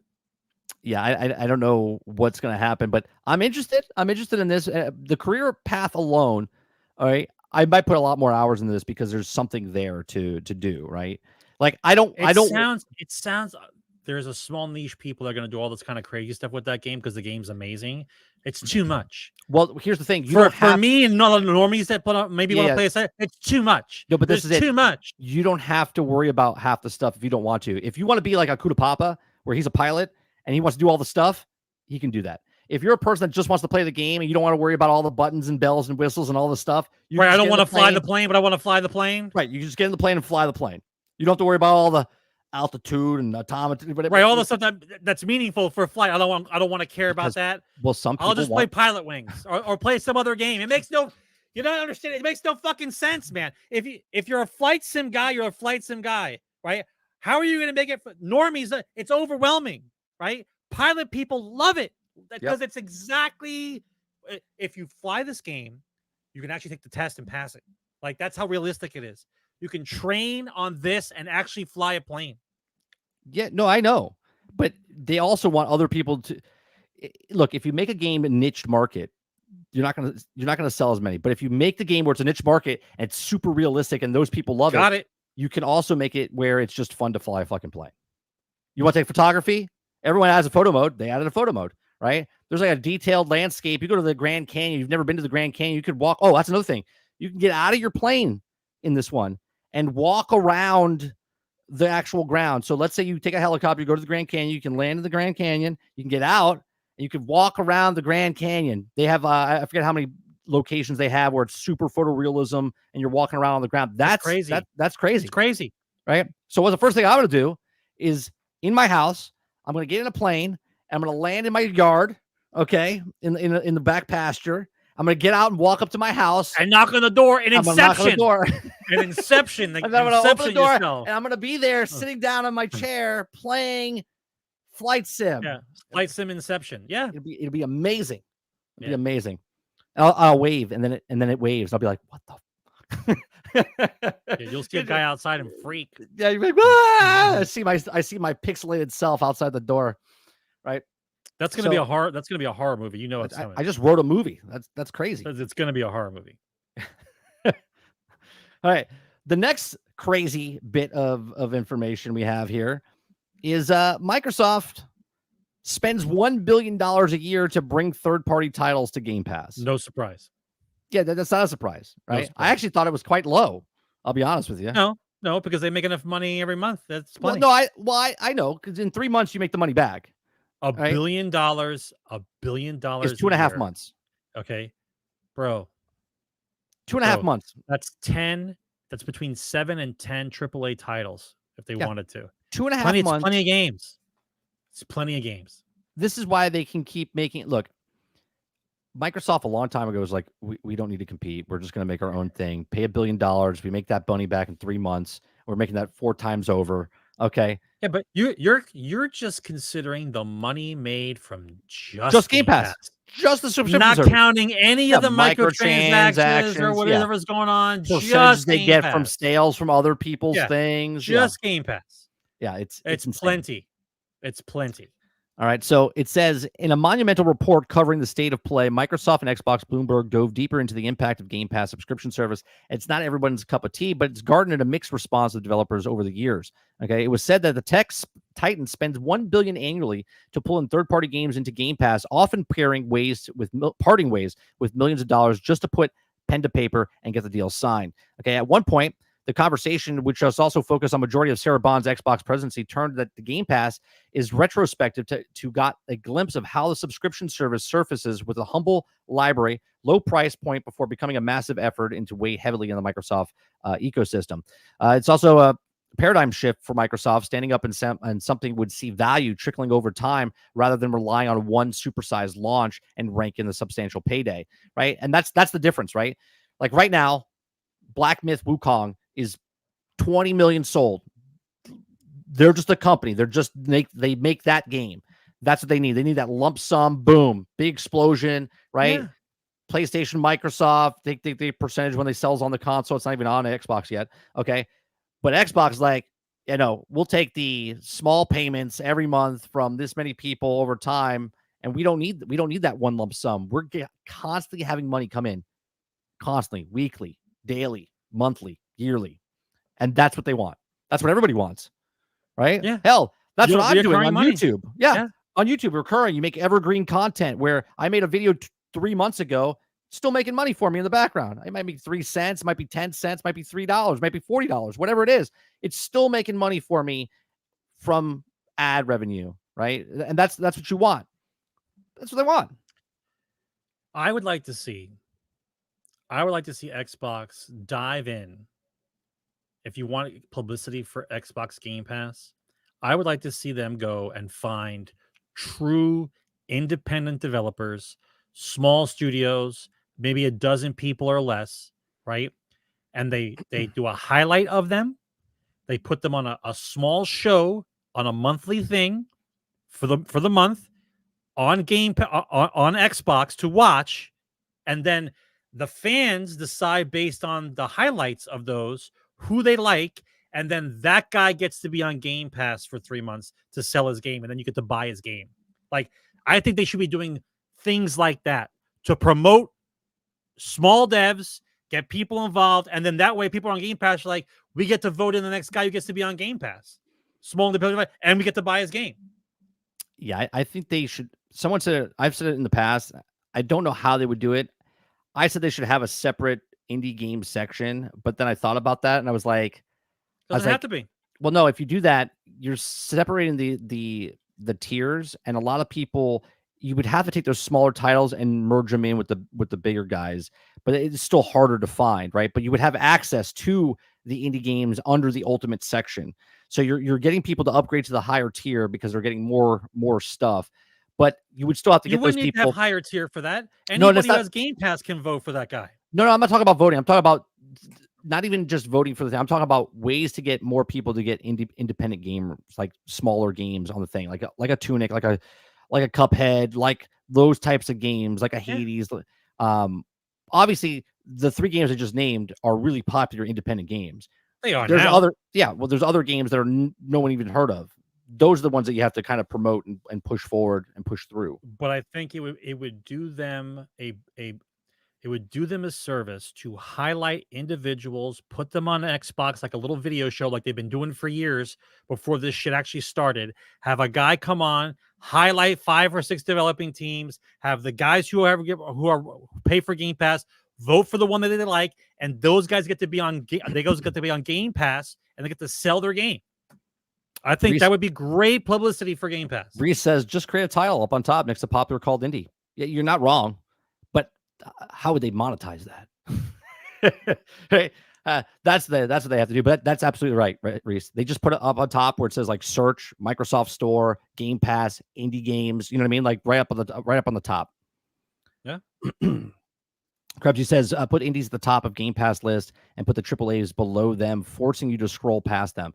That's not a good idea as well, right? Where you look at those first and then move down instead of the big titles up front, because you'll never scroll down, right? That's a good idea as well. You're going to find what you're looking for anyway. Yeah, for sure. All right, so from that we go to let's go to it's claimed. I don't have a title sequence for this. Right? It's claimed. Okay, it's claimed that Elder Scrolls Online has made $15 million a month for 10 years. It's claimed. Okay. It says it's been suggested that Elder Scrolls Online, which was released in 2014, has made $15 million every month since launch. This is claimed goes hand in hand with the report that ESO, which is maintained by ZeniMax Online Studios and ranked in the whopping $2 billion since 2014. So all they did, obviously, it could have been like $1 billion the first year or two, and then it dipped off and then leveled out. But they took the $2 billion and just pushed it over, so it made $15 million a year. And people are like, "Well, this game sucks. This game's not making any money." Again, this is just yet another piece of income that comes into Microsoft now, right? That just comes into Microsoft, and they don't even have to worry about this. The claim is just averaged, right? I'm sure one month they only made like 3. Heavy month during Christmas, they made like 8. You know what I mean? Like you know what I'm saying? Like it's not, But the fact that that Elder Scrolls makes that much money every month. Right. So you have, again, we don't know what they make, but you have Elder Scrolls, you got Forza, you got Halo Infinite, you got Sea of Thieves, you got Fallout 76, you got ESO, right? You have all of these games that are owned first-party titles that are all having a residual income every month, okay? Because people are buying the extra bag or the microtransaction or whatever it is. Nope. And that's not including the DLCs. That's not including the season passes. That's not including, so it's very interesting. I was surprised when they said 15 million. I was like, oh, but then I was thinking about it. I was like, actually, that's actually not that surprising. I would think that's normal. I think Fallout 76 brings in, I would say, each month, if I had to, I would say half of what this is doing. I would say about 7 to 8 million a month. Who does? Fallout 76, I would think. You think that Fallout 76 is making about 5 mil a month? Yeah, there's 20 million active players. Yeah. That's 20 million people. I'd like to see the claim on that. That's 20 million. Well, they showed it earlier at the Tokyo Game Show. There's 20 million players that play Fallout 76. Now, I don't know if that's a one-time thing. They just say there's 20 million players. Some people don't buy anything, right? Some people pay $15, right? Whales are going to be whales. Right. So I think around 8 million would be reasonable. Yeah. There's a lot of people with Fallout first. Well, my question to you is, how many people are playing ESO? If we're going to do percentages. I don't know if they say the number here. Steam's numbers are low, but more people play ESO on the consoles than they do on You would just PC. need to have a number, get an average. If they're making 10 million a month based on how many people are actually playing the game, you could probably extrapolate something similar. I mean, I can look it up and see if they give me. You don't got to do that right now. I'm just saying, if you give yourself the number you want to have in your head. Let's see. ESO, it says estimated daily player count for Elder Scrolls Online to be 20,000 with a total player base of 24 million. So there's an average of 20,000 on Steam, but there's a 24.3 million players. So Fallout 76, when they say 24.2 million players, they mean accounts. Probably they mean accounts. They don't mean people are actually playing. No, it matters. No, it matters because who's actually playing the game. When they say player base means that people are actually like play it once a month or whatever the fuck it is. I got a character, haven't played it in 6 months. Do I count? No, you probably don't count. You would only count if you logged in and played. I bet you I count. Maybe. But when they say player base, right? Usually they use different words and they say like accounts or whatnot. ESO makes Xbox like 1.25% of the yearly revenue. Right. But if that makes 1.25 and then like Fallout 76, they have 20 million, right? If they have 24 million for ESO, but Fallout 76 has 20 million, right? They're making 15 million a month. Fallout 76 is probably making 8 to 10 million as well, right? Whatever it is, we'll go low 0.8. Then you got Sea of Thieves, and you got Forza, then you got all of these different ones that are doing it. I don't know. It adds up. You take that office space, you take those pennies. It adds up to millions and millions of dollars. So we'll see what happens. Again, it's claimed. The next thing it's claimed, okay, is Rocksteady. Rocksteady working on a new Batman game. It's claimed. We should have a it's claimed section. Okay. So Rocksteady Studios could be returning to Batman franchise in more traditional sense. According to a leaker, it understands that Rocksteady is in fact working on a new Batman game. Okay. So obviously they're excited. This means absolutely. I'll be honest with you. I've been alive too long. This means nothing to me. A leaker to me is just someone who wets his pants at this point. Right? It's not even about that. Then you're going to get all excited because Rocksteady's going to make a Batman game. Do you believe the Rocksteady of your fantasy is making a Batman game of the past? Or is it present day Rocksteady is making a Batman game just like they made the Suicide Squad game? Well, here's the thing. If you're excited about the Batman game, just remember you weren't excited about Suicide Squad, the gameplay mechanics and everything like that. The people that made the old Rocksteady Batman games are no longer at the company. They're gone. They're completely gone. Okay. So if you didn't like the gameplay or the structure or whatever it is, okay, now here's the next question, because no one's asking this question. Because the Batman in the Suicide Squad game is the same Batman in the Batman Arkham game. So is the Batman that they're working on now, is it the same Batman that's in Suicide Squad that's going back to his old game? Or is it a brand new Batman in a different time period? Everyone's like, well, it could be Batman Beyond. It could be this. I think Jason said it would be cool if it was like set in the 40s or 60s. I think they're going to make it the same Batman that's in the Batman game that you're the Suicide Squad game. I don't care if looking at this gives you rock hard nipples. You're not going to see this game until 2030. Right. It's 4 or 5 years out. And then when it comes out, it probably won't be finished. Hopefully it's not a live service game by that time. Right? Hopefully it's just a single player game. How badly can you get excited about a game that possibly maybe will come out 5 years from now? You might be married with 3 kids. You don't even know what the hell's going on. You're excited about something that's maybe possibly happening. That's like being excited about the lottery. Like, are you being serious right now? Jason says the fact that this guy puts, what's this guy's name? I want this guy's name. Who? The writer's name. I want the writer's name. Mike Straw. What does that have to do with it? It says it's claimed. I'm keeping track of all these mongoloids who put these fucking articles in here with it's claimed on the goddamn article. It's nonsense, man. Nonsense. Did he write the last one? Oh no, Grant Taylor wrote the last one. It's fucking nonsense. It's claimed. Like you don't even have fucking anything to tell me. You just said some fucking words on a screen and put a Batman photo on there and want everyone to be fucking excited. Fuck you, Mike. Jason says it needs to be a different time period. Jason, no matter what they do, I can hear it right now. People are going to be like, this is not the Batman game I'll get excited for a game that's ready, coming out next week. This fucking guy's putting words on a screen. Tell me I'm getting excited about a game. Right? Get the fuck out of here. Right? Man. There's no game to be excited for, Robert. Get the fuck out of here. There's nothing to be excited about. It's working on a new Batman game. It's claimed. It's hypothetical if they're working on Batman at all. Article. Yeah. Get out of here. Maybe Rocksteady. You know what? This would be hilarious. Are you ready for this? I interviewed Jay Shockblast earlier this year. He told a story that when he was at Rocksteady, he was talking about a samurai Batman game, right? He's like, you should do the samurai Batman game. And he said they laughed at him, right? That's what's coming. Wouldn't that be fucking great? I would be like, Jay, you did it. You got your Batman Shogun game going on here, right? That would be fucking hilarious if that happened. Because that means he whispered and now he's just watering it, right? He's just watering the plant. They're like, yeah. They're like, we don't want that. We don't want that Batman ninja. We got no more fucking writers anymore. Putting some words on the screen and put the it's claimed at the fucking end of it. Well, fuck out of here. Here you go. Well, Mike Straw did it again, Sarge, for you. Concord lost over $400 million to development. It's claimed. It's claimed. It's claimed. Yeah. Okay.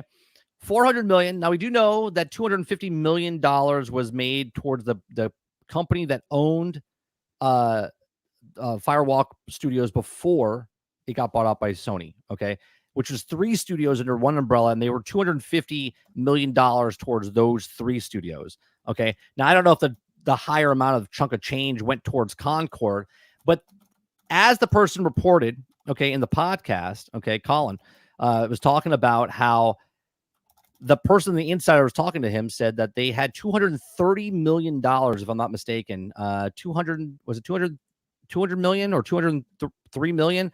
Something along those lines of in Q1 in alpha before Sony took over, and Sony bought them in April, right after that quarter, and then they bought the company, and then from that point on, they put another $200 million into this game that lasted 12 days.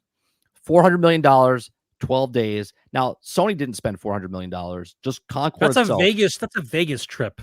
Yeah. 400 million in 12 days is a Vegas trip. Yeah. So I can't imagine this. You know what this is? This is the Acolyte of video games. Acolyte cost $230 million for 5 hours worth of stuff. It was 4 weeks, 5 weeks, whatever, or 8 weeks.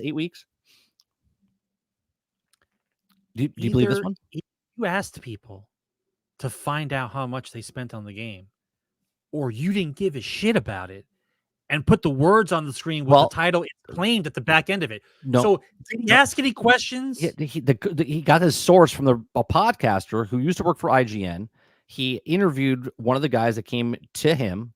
A source came to him and told him about this, saying that this is what it cost. So Mike here, the person writing the article, got the information from Colin from his podcast and then got the information from there. So he's actually not the source. This guy's the source, Colin, who had a source from the actual company that worked at Concord.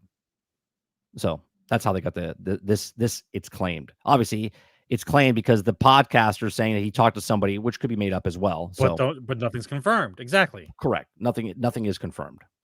So yes, you can altern. That's how the world works now. What's that? You just say whatever you want, put it's claimed at the end of it, and then push it out on people. We can make up a story and add it's claimed at the end. That's right. You can just do that, no problem. Krebsy says, with Sony's help funded, they would send Insomniac people to help with Batman game, but Batman and Spider-Man, both exclusive to PlayStation, would be crazy. I think it would be extremely stupid, because, I mean, obviously smart for PlayStation. Let me put that way. Okay. But I think it would be extremely stupid if they went exclusive for that. Now, if I was Sony, if you want to throw money at them, if they do get exclusivity, or I should say, let's say they buy the studio like they did Insomniac, I wouldn't do what they do with Spider-Man and just put it on that console. I would open it up and sell as many as possible because that's the way the industry is going. But that's just my thoughts. It's claimed. That's all I have to do, right? I could say something and it's claimed. Let's see. We got about 20 minutes left. Let's see what we got here. Oh, here's another. I forgot to put this with the Microsoft stuff. Microsoft, this is another thing they're making money on. Okay, so Microsoft and Xbox have made billions on Halo, but a huge 1.8 billion chunk of that hasn't even come from games.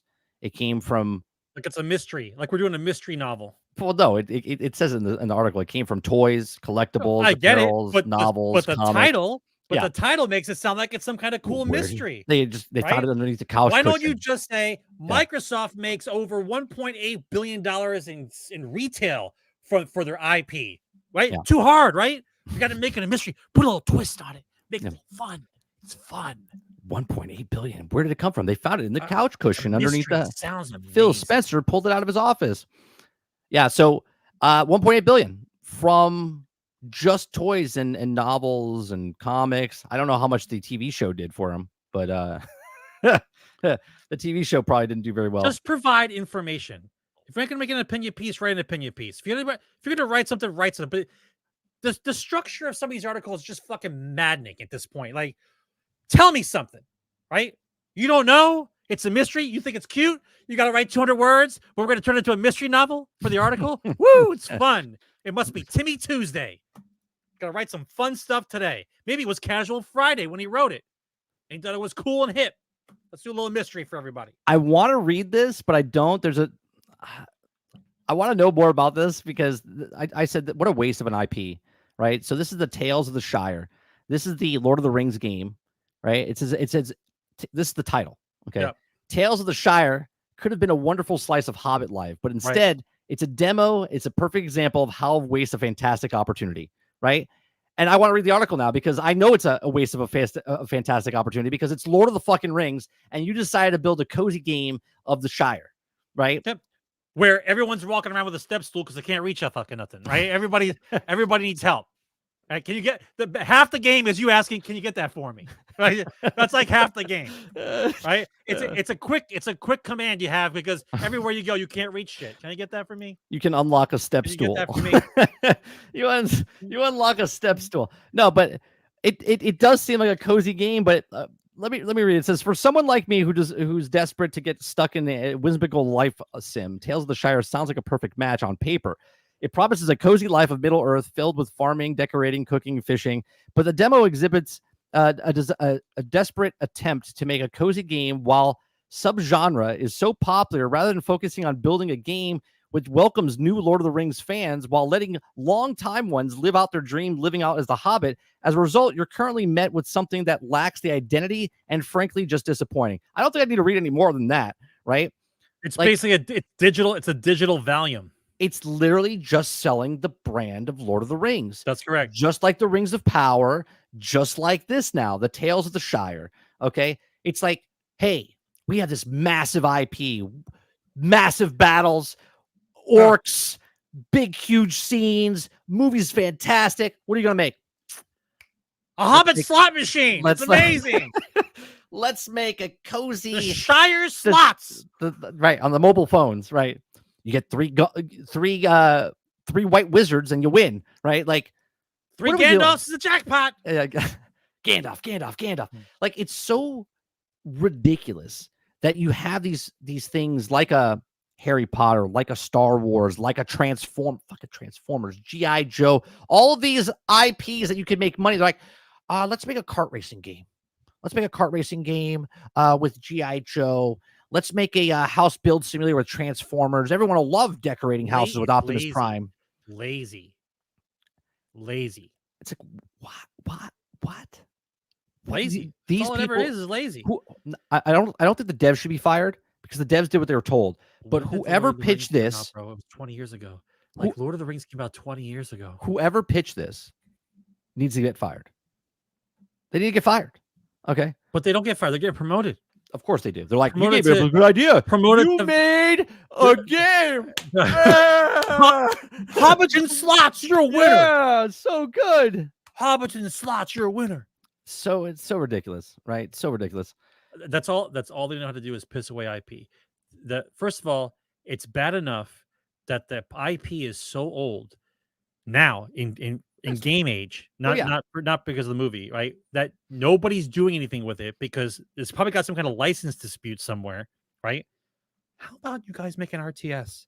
How about you, right? Like someone just said in chat, nobody want that. Where is it? Where's it? Shadow of Mordor. Reese said it. Make another Shadow of Mordor. Make something, right? Make something. So I want to bring up something real fast, right? And let me see if you guys can see it on screen. Oh, this one. Okay, so this is the new character that they brought to Suicide Squad: Kill the Justice League. Okay, as you can tell. I'm sorry, you say new character? Yeah, the new character, the next playable character on October 1st. Okay. I'm sorry, next playable character for Suicide Squad. Yeah. They're finishing out the game like they said they were. Okay, but I want you to look at something here. I'm looking. I'm making the screen bigger for this one. I'm just going to make a coincidental. What am I looking at? A coincidental link here. I'm going to tell you. Okay, so Sweet Baby Inc. worked on Suicide Squad. It looks like the girl from Sweet Baby Inc. It looks like her. Yeah, listen. Like it's her. Yeah, listen. So she worked on this game specifically. Okay. So they gave her a character. So, but this is the character from Concord, right? This is the character from Concord. Yep. Okay. This is the character from Redfall. Yeah. Okay. This is the character from you see a pattern forming? Fortnite. Do you see a pattern forming yet? This is the character from Suicide Squad. Okay. Now, I want you to look at I'm gonna type in Kim Belair real fast in just the search bar. Okay. This is the person from Sweet Baby Inc. And I just want to look at just coincidentally. It's claimed. It's completely coincidental. Coincidence. Okay, that the person that worked on most of these games and had some sort of say in it in the form of diversity. They can't make a black girl without the same hairstyle or glasses. Like I don't understand, right? Let's look at them again. Minus her, she's not wearing glasses, okay? But hair, glasses, diversity at its finest. I'm so glad that these people are here coincidental to really just change the whole outcome of the industry. I just think it's just weird. Just put it out there. Just coincidence. It's claimed. They're all the same looking. It's coincidence. It's just a coincidence. They started talking about that in Discord. I was like, wait a minute. I've seen that picture before. So then I got the Redfall one. I was like, I'm going to add that. So I added all 4 of them together. I was like, wait, she looks exactly like. Hey, we only have like 3 hairstyles in games. Jones, you can make any hairstyle you want. The only 2 hairstyles you guys have for female characters anyway is the shaved sides with the cornrows, okay, or the hair. That's it. Those are the 2 options you have, which if you want to be representative in a game of your culture, do you think every white character looks like this? Right? They don't. Okay? There's plenty of hairstyles that they can fucking do, but they don't do it. Okay? That's it. Let me ask you a question. At this point, honestly, can we just talk about the character creation just for a minute? With all the apps that you have on your phone, Yep. okay, all the programs that Microsoft has and Sony has, right?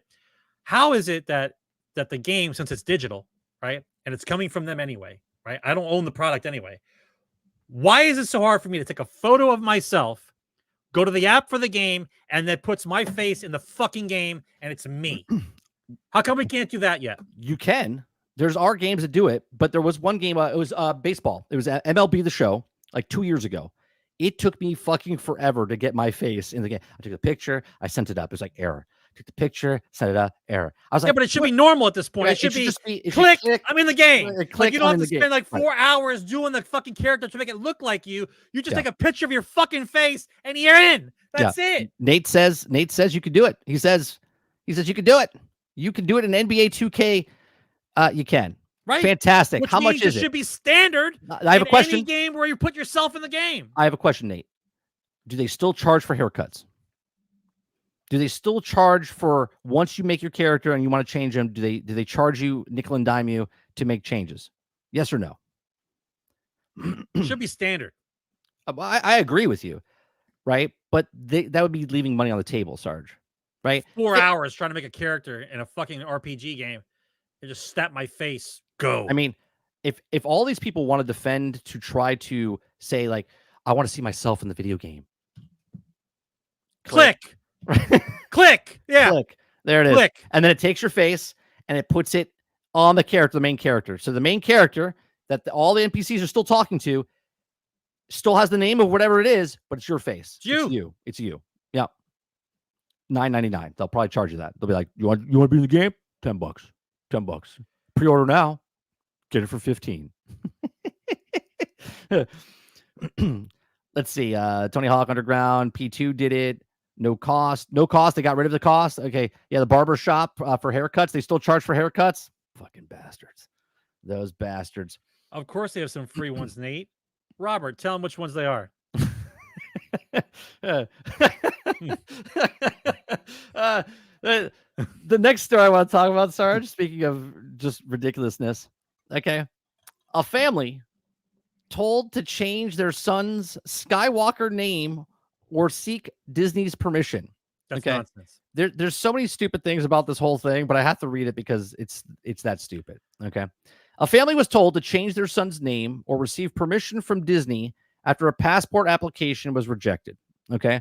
So according to the New York Post, a British military family's 7-year-old son was denied a passport because of his middle name. I'm going to stop there for a second. Nonsense. Who cares? Does this say claimed? Does it No, claimed it's not claimed. anywhere? This has actually happened. It actually happened. Okay. Why would the government care what the kid's name is to protect a company's brand? They wouldn't. They wouldn't. Okay. So it says, we were not aware of this. That could be a potential issue. The boy's father told Suffolk News, okay, that we understand that his first name is Loki. Right. So these parents don't like their kid. That's basically what we're hearing. Loki's middle name is copyrighted, but we also have no intention of using it for personal gain. So the Post report of Cristiano Mabre's son was born on May 4th, 2017, which is known as Star Wars Day. In homage of it, okay, for the hit franchise, the boy's parents decided to name him Loki Skywalker. Okay. So the Post reported the family had no problems with their son's name for the first 7 years of his life, and they changed when the family began to have plans to visit the Dominican Republic in October, per the publication. So when speaking to Suffolk News, the family said that it would also be the first vacation since 2014.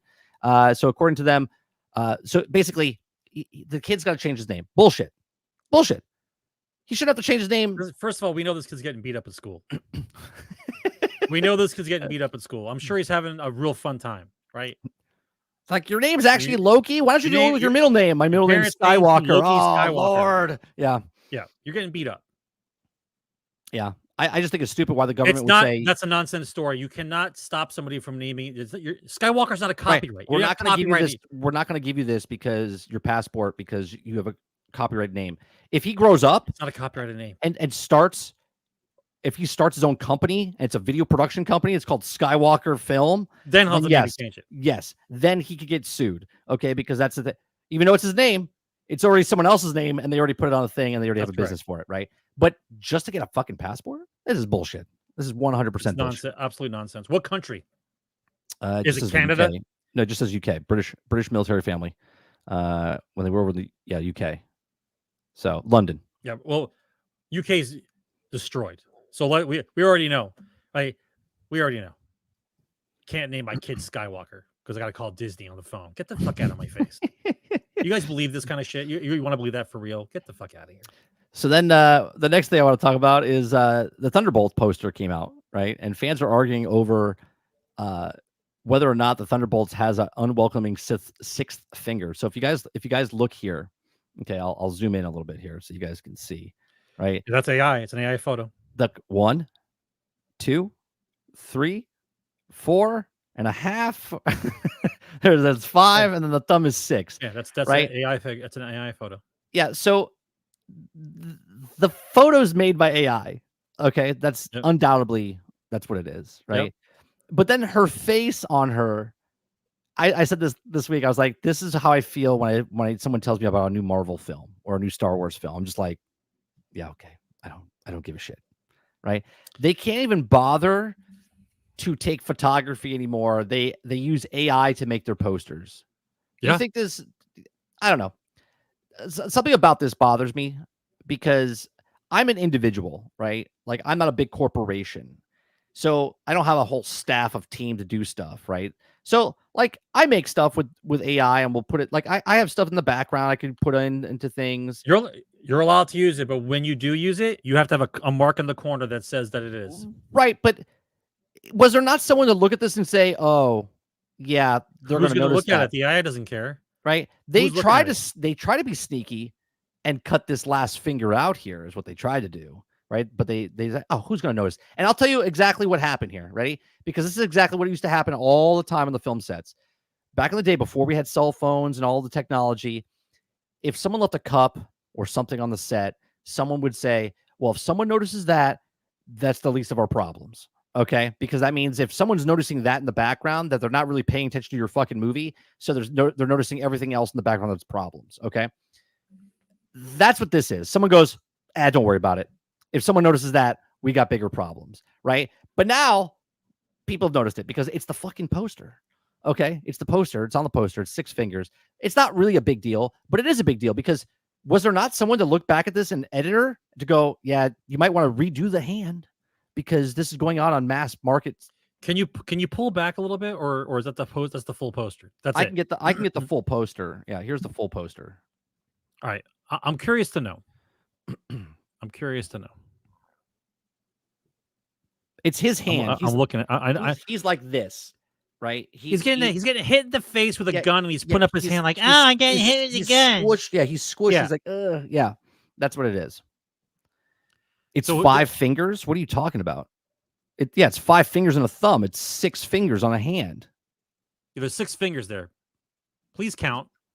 There's 6 fingers and a thumb. There's 6 fingers there. 1, 2, 3, 4, 5, and the thumb is the 6th finger. There's 6 fingers on the hand. Yeah. Is that Tom Segura? No, that's it's a joke, bro. Yeah, I know. It's a joke.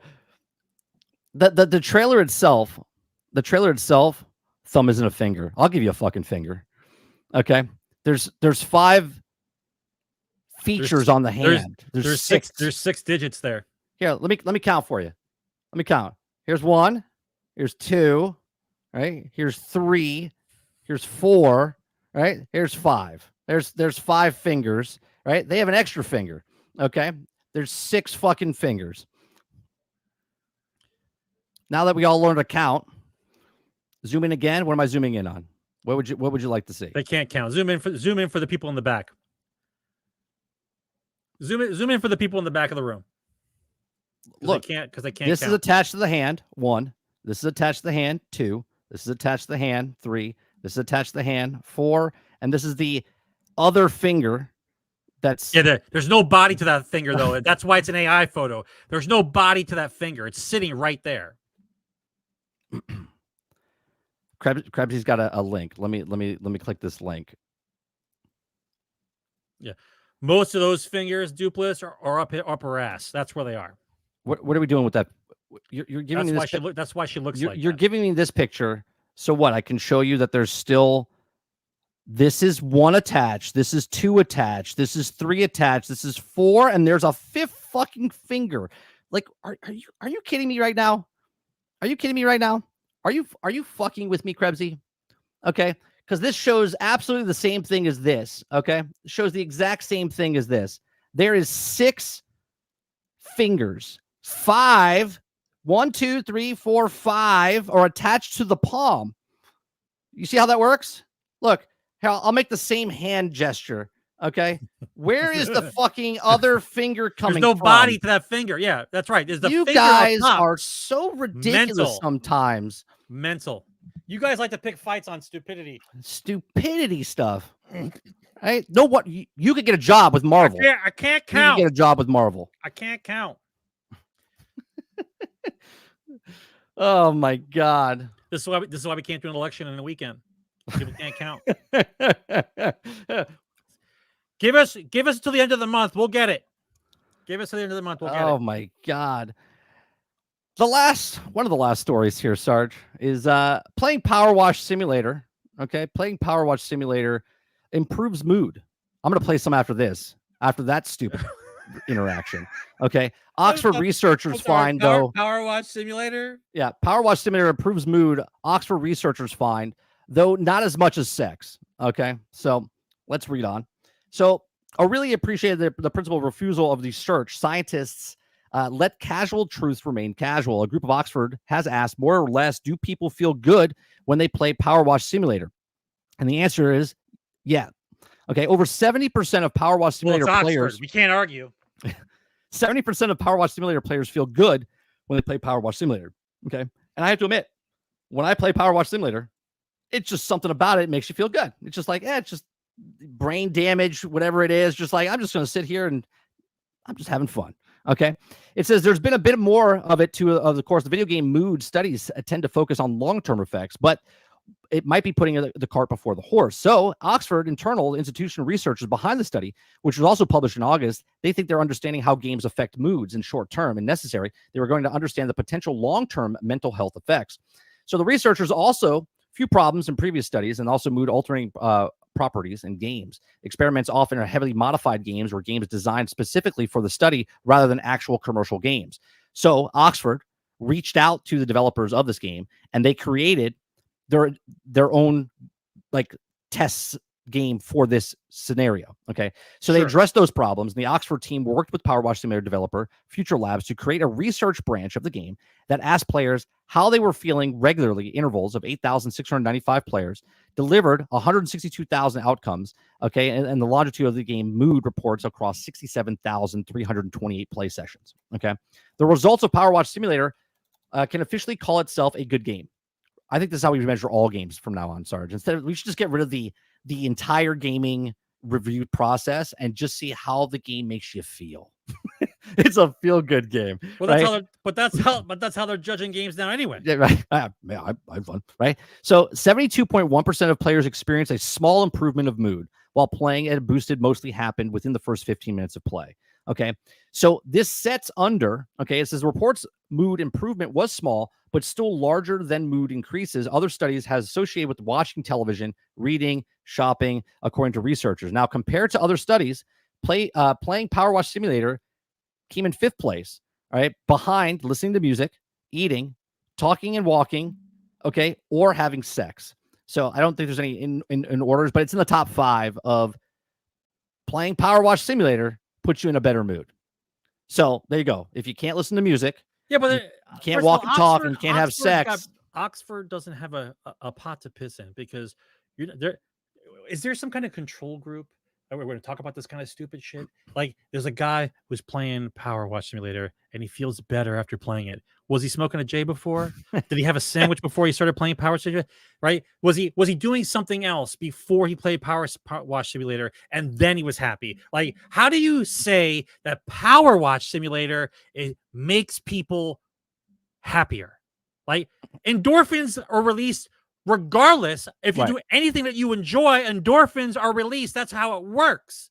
right? How the fuck does Powerwash Simulator, a specific game, going to be put in here for Oxford to be correct? Well, I would think that if you put a study in for like Dark Souls, or if you put a study in for what's a game that we played when we were younger, that you would the articles that come out of these people's brains are completely and utterly broken. They're just broken. It's not even a discussion about what they're talking about. It could be for anything, right?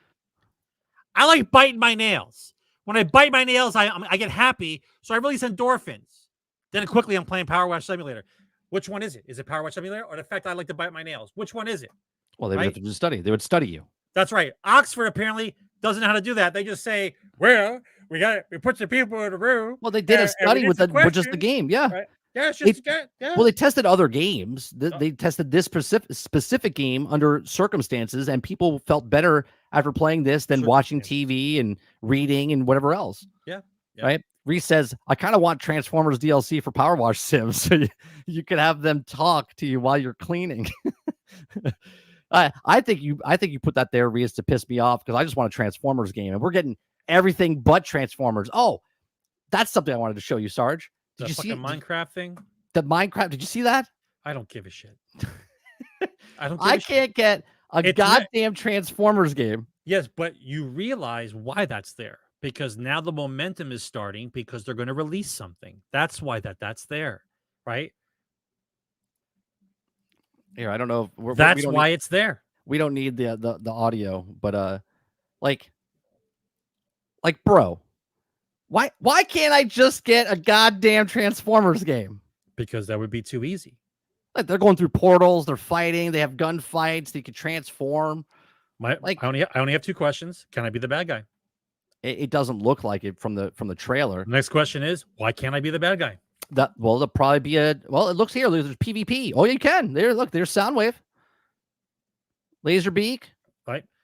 I want to be Soundwave. Oh, it might be a boss. They're boss battles. And then no, it's a boss battle. It's a boss battle. Yeah. Oh, like, bro. Yeah, it's a boss battle. You get to fight Shockwave, Soundwave, Starscream, and then Megatron, probably. Would be cool if you could unlock them and then beat them. I think it's pretty cool. There are so many possibilities to do a fun Transformer game, an actual fun Transformer game. You don't have to do Michael Bay, right? You got plenty of characters you can work from, right? Plenty of characters, right? It's a constant battle of them destroying IP and trying to fit a square peg into a round hole, right? I could probably do 8 or 9 different Transformers games in my head right now. Could be done in 3 or 4 years. But they do this kind of shit because something's coming out. You said the game's supposed to come out, right? Well, yeah, it got Transformer movie just came out, right? Right. That's why this stuff comes out. Well, it's the 40th anniversary. That's why. Oh, is it? All right, that's right. Well, it's the 40th anniversary, but the year's almost over. Yeah, no, it's the 40th anniversary, though. That's why they're putting all this stuff out. That's why the game was supposed to come out this year. Dupless, yeah, I know about the we watched it today on the show, the Monster Hunter crossover toy for it, which also looks pretty cool. Altern says, is there a Transformers game you were waiting for? Yeah, Transformers Reactivate is the game I'm waiting for. When Minecraft does Transformers better than Transformers, I know it's so it's just sad. I just want a fucking Transformers game. Good news though is that the Transformers games, even though I own them, for people that don't own them, Xbox is looking to re-put those back on to, I guess, Game Pass or put them on the store. So what games? The Fall of Cybertron.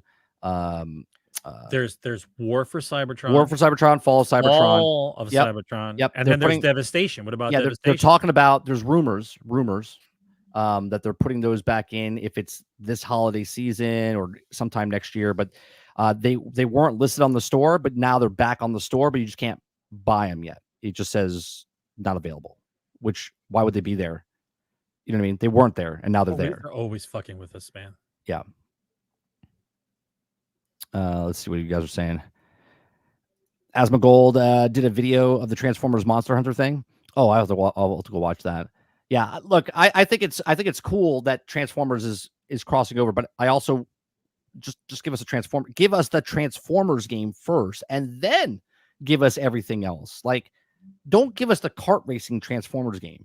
Don't give us the idea, Dreamhouse Transformers. Yeah, the idea of them making a Transformer game would be like there'd be a Transformer game, but it'd be a car racing game. Yeah, and you're the Transformers, but you don't transform. You're just in car mode. It's so fun.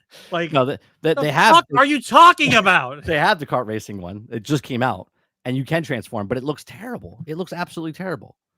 Right? You know what actually looks good, Sarge? I'm gonna pick it up. It's not out yet. You're gonna pick it up, but it's not out yet. It's not out yet.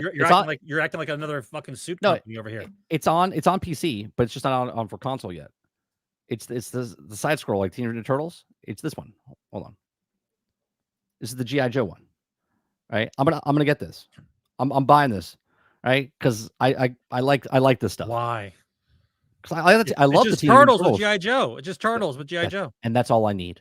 Turtles with G.I. Joe. That's all I need. I want a Battlefield game. That's you give me a Transformers game like this. You're lowering your standards so badly. No. I'm nostalgic about my childhood. I had that character. Yeah, look at you. That guy. Yeah, that guy. I would like to, if I could level up my characters like I did in Teenage Mutant Turtles, I would play this. Yep, Scarlet. Yep. This is G.I. Joe Wrath of Cobra. Right? This is it's out I think yesterday or today on PC right now. But it's not out for console. Like, how do you not drop this at the same time? I think it's a stupid move. Okay? Because this is a 100% Switch game. This is 1,000% a Switch game. 1,000%. Okay? 4-player co-op. This is 100% Switch game. Switch game. It's not on Switch right now. Okay? There's a story mode, there's arcade mode, right? Yeah, it's coming to console. It's not on console yet, Travis. Okay. So give me a Battlefield G.I. Joe game and end this madness. Well, you know what? Why doesn't just someone just skin it? Skin it. That's all you would need to do. I know some modder out there. I'm gonna put it out and say I'm saying it out in the world so people do it. Someone please mod in G.I. Joe for Battlefield. Yeah. All right, that's it. It's out there, Sarge. I've done it. Good. Please. This is, I believe, new, if I'm not mistaken, Krebsy. I don't know if this is a remake. I'm not sure. Let me see. I don't think it's a remake. G.I. Joe Wrath of Cobra. It's just so it's so no, it's new. It's sometimes it's just depressing that you have all this good IP out there that can make a fun video game that can be multiplayer and your friends could actually play. And everyone's just out in La La Land with this whole legal eagle licensing battles for all this nonsense, right? Hasbro has got a fucking stick up their ass so far. They can't even do anything correct. They don't even make fucking toys. You're a fucking toy company and you don't make toys. Somebody out there make an IP that's out there and make it into something. They've actually said that they don't make toys anymore. They said we're not making toys anymore. Like, because what? You don't got nobody to think up some toys. Well, no, it's too much money to put out there for the moldings and stuff. Yeah, can't make toys. I guess Santa Claus is gonna close. Santa Claus, we're gonna just uninvent Santa Claus because toys suck. So we're just going to get rid of Santa Claus completely. Well, something that's completely, it just reminded me in my head because of the hurricane going on right now, right? Do you remember when we were kids that we didn't know school was canceled until the day, like the day of? Like you woke up. You get a phone call. Yeah, you got a phone call or you turned on the TV and it's like, school was canceled. Right. We got a text message like yesterday, like while he was in school, okay, that there's no school tomorrow. And I was just like, today, they don't mess around anymore. But today was like a gorgeous day, right? A little windy or whatever, but they could have went to school. Everything could have happened. We went to dinner. We went out to dinner. Okay. And I was like, why didn't they go to school today? And I was just wondering, I was like, when I was a kid, they don't take any chances. You know what high school you went to? I went to the same one as you, right? The high school would flood up to our kneecaps. Yep. You had to take your shoes and socks off to walk through the halls. That's correct. Okay, because these are the contractors. They must have worked for Disney at one point. Okay, instead of building 3 feet above sea level. They just- built 3 feet below Yeah, sea just level. Throw the sidewalk. Right. down. So every time it rained in our school, they had drainage down the school, but that would fill up and then it would flood. And then every kid from school, you would walk through, right? Nobody They used complained. to use canoes. Nobody. Yeah, there's a picture of a canoe in the. They used to use canoes. Okay. People would never complain. They didn't sue, right? Nothing happened, right? We're all alive. Look at us. Got both my knees. I don't have 6 fingers like the fucking character in the Now, poster. While you're talking about this, bring up the fucking poster. Oh, you want me to bring? Oh, I Yeah. closed it. Yeah, Yeah. hold on. I gotta find that. While we're finishing up the show, keep that fucking poster up there and let everyone count the fucking fingers while we're talking. All right, let me find the poster again. Hold on. I gotta find it. Yeah. So and make sure you put a banner up there. I'm just wondering, like, how the fuck, like, did they cancel a day ahead of time? They could have went all day, and now tomorrow they have school, right? Tomorrow they have school. Now you have to make up the day, right? Now they have to Right, tack now I gotta on make the up the day at the day. end of the year. Yeah, I gotta make up the day down the road. Yeah. There's no missing a day of school. You just get it tacked on at the end. Yeah, it's just funny. All right, let me bring up this poster. There it is. Yep. Here, let me see if I can get it really big. Listen, I agree. But that finger doesn't have a body. No, there's no body right here. Yeah. This is morphed together. Right. These are 2 into this one right here. There's 3 here. We're gonna have a whole podcast about this. Debunk the 5th finger. That's what it is. Brand new podcast starting now. New show. How many fingers? Yeah. So that's going to do it for Generation X Gaming, the weekly podcast that goes over a few of the top stories in the past week, and we rant along the way. Hit that like button, hit that subscribe button. If you'd like to go above and beyond that, become a member as little as $5. We do appreciate you very much for stopping in, hanging out with us. If you're here for a second, minute, or 1 hour, we do appreciate you. Make sure you listen to the podcast on iTunes, Google Play, Spotify, Anchor.fm. And go check out some of the other podcasts we do. We do a daily show, or I do a daily show called The Daily Grind, Monday through Thursday from 10 o'clock in the morning till noon Eastern. We go to about 1 o'clock. We also do another podcast. We had a guest on last night, Paul Chatto, from the YouTube channel, Paul Chatto, or Call Me Chatto, last night in Chatting With podcast. And then we also do the Generation X Gaming podcast. I do appreciate you very much, and I'll see you guys on the next one. Take care. Game on, guys. And now I got to figure out how to fucking get out of this thing, because this is a new software. Here we go. They're 2 brothers and gamers that have been playing games since the early 1980s. Combined, they have over 65 years experience. Join them each week as they discuss and rant about gaming and entertainment news. This is Generation X Gaming.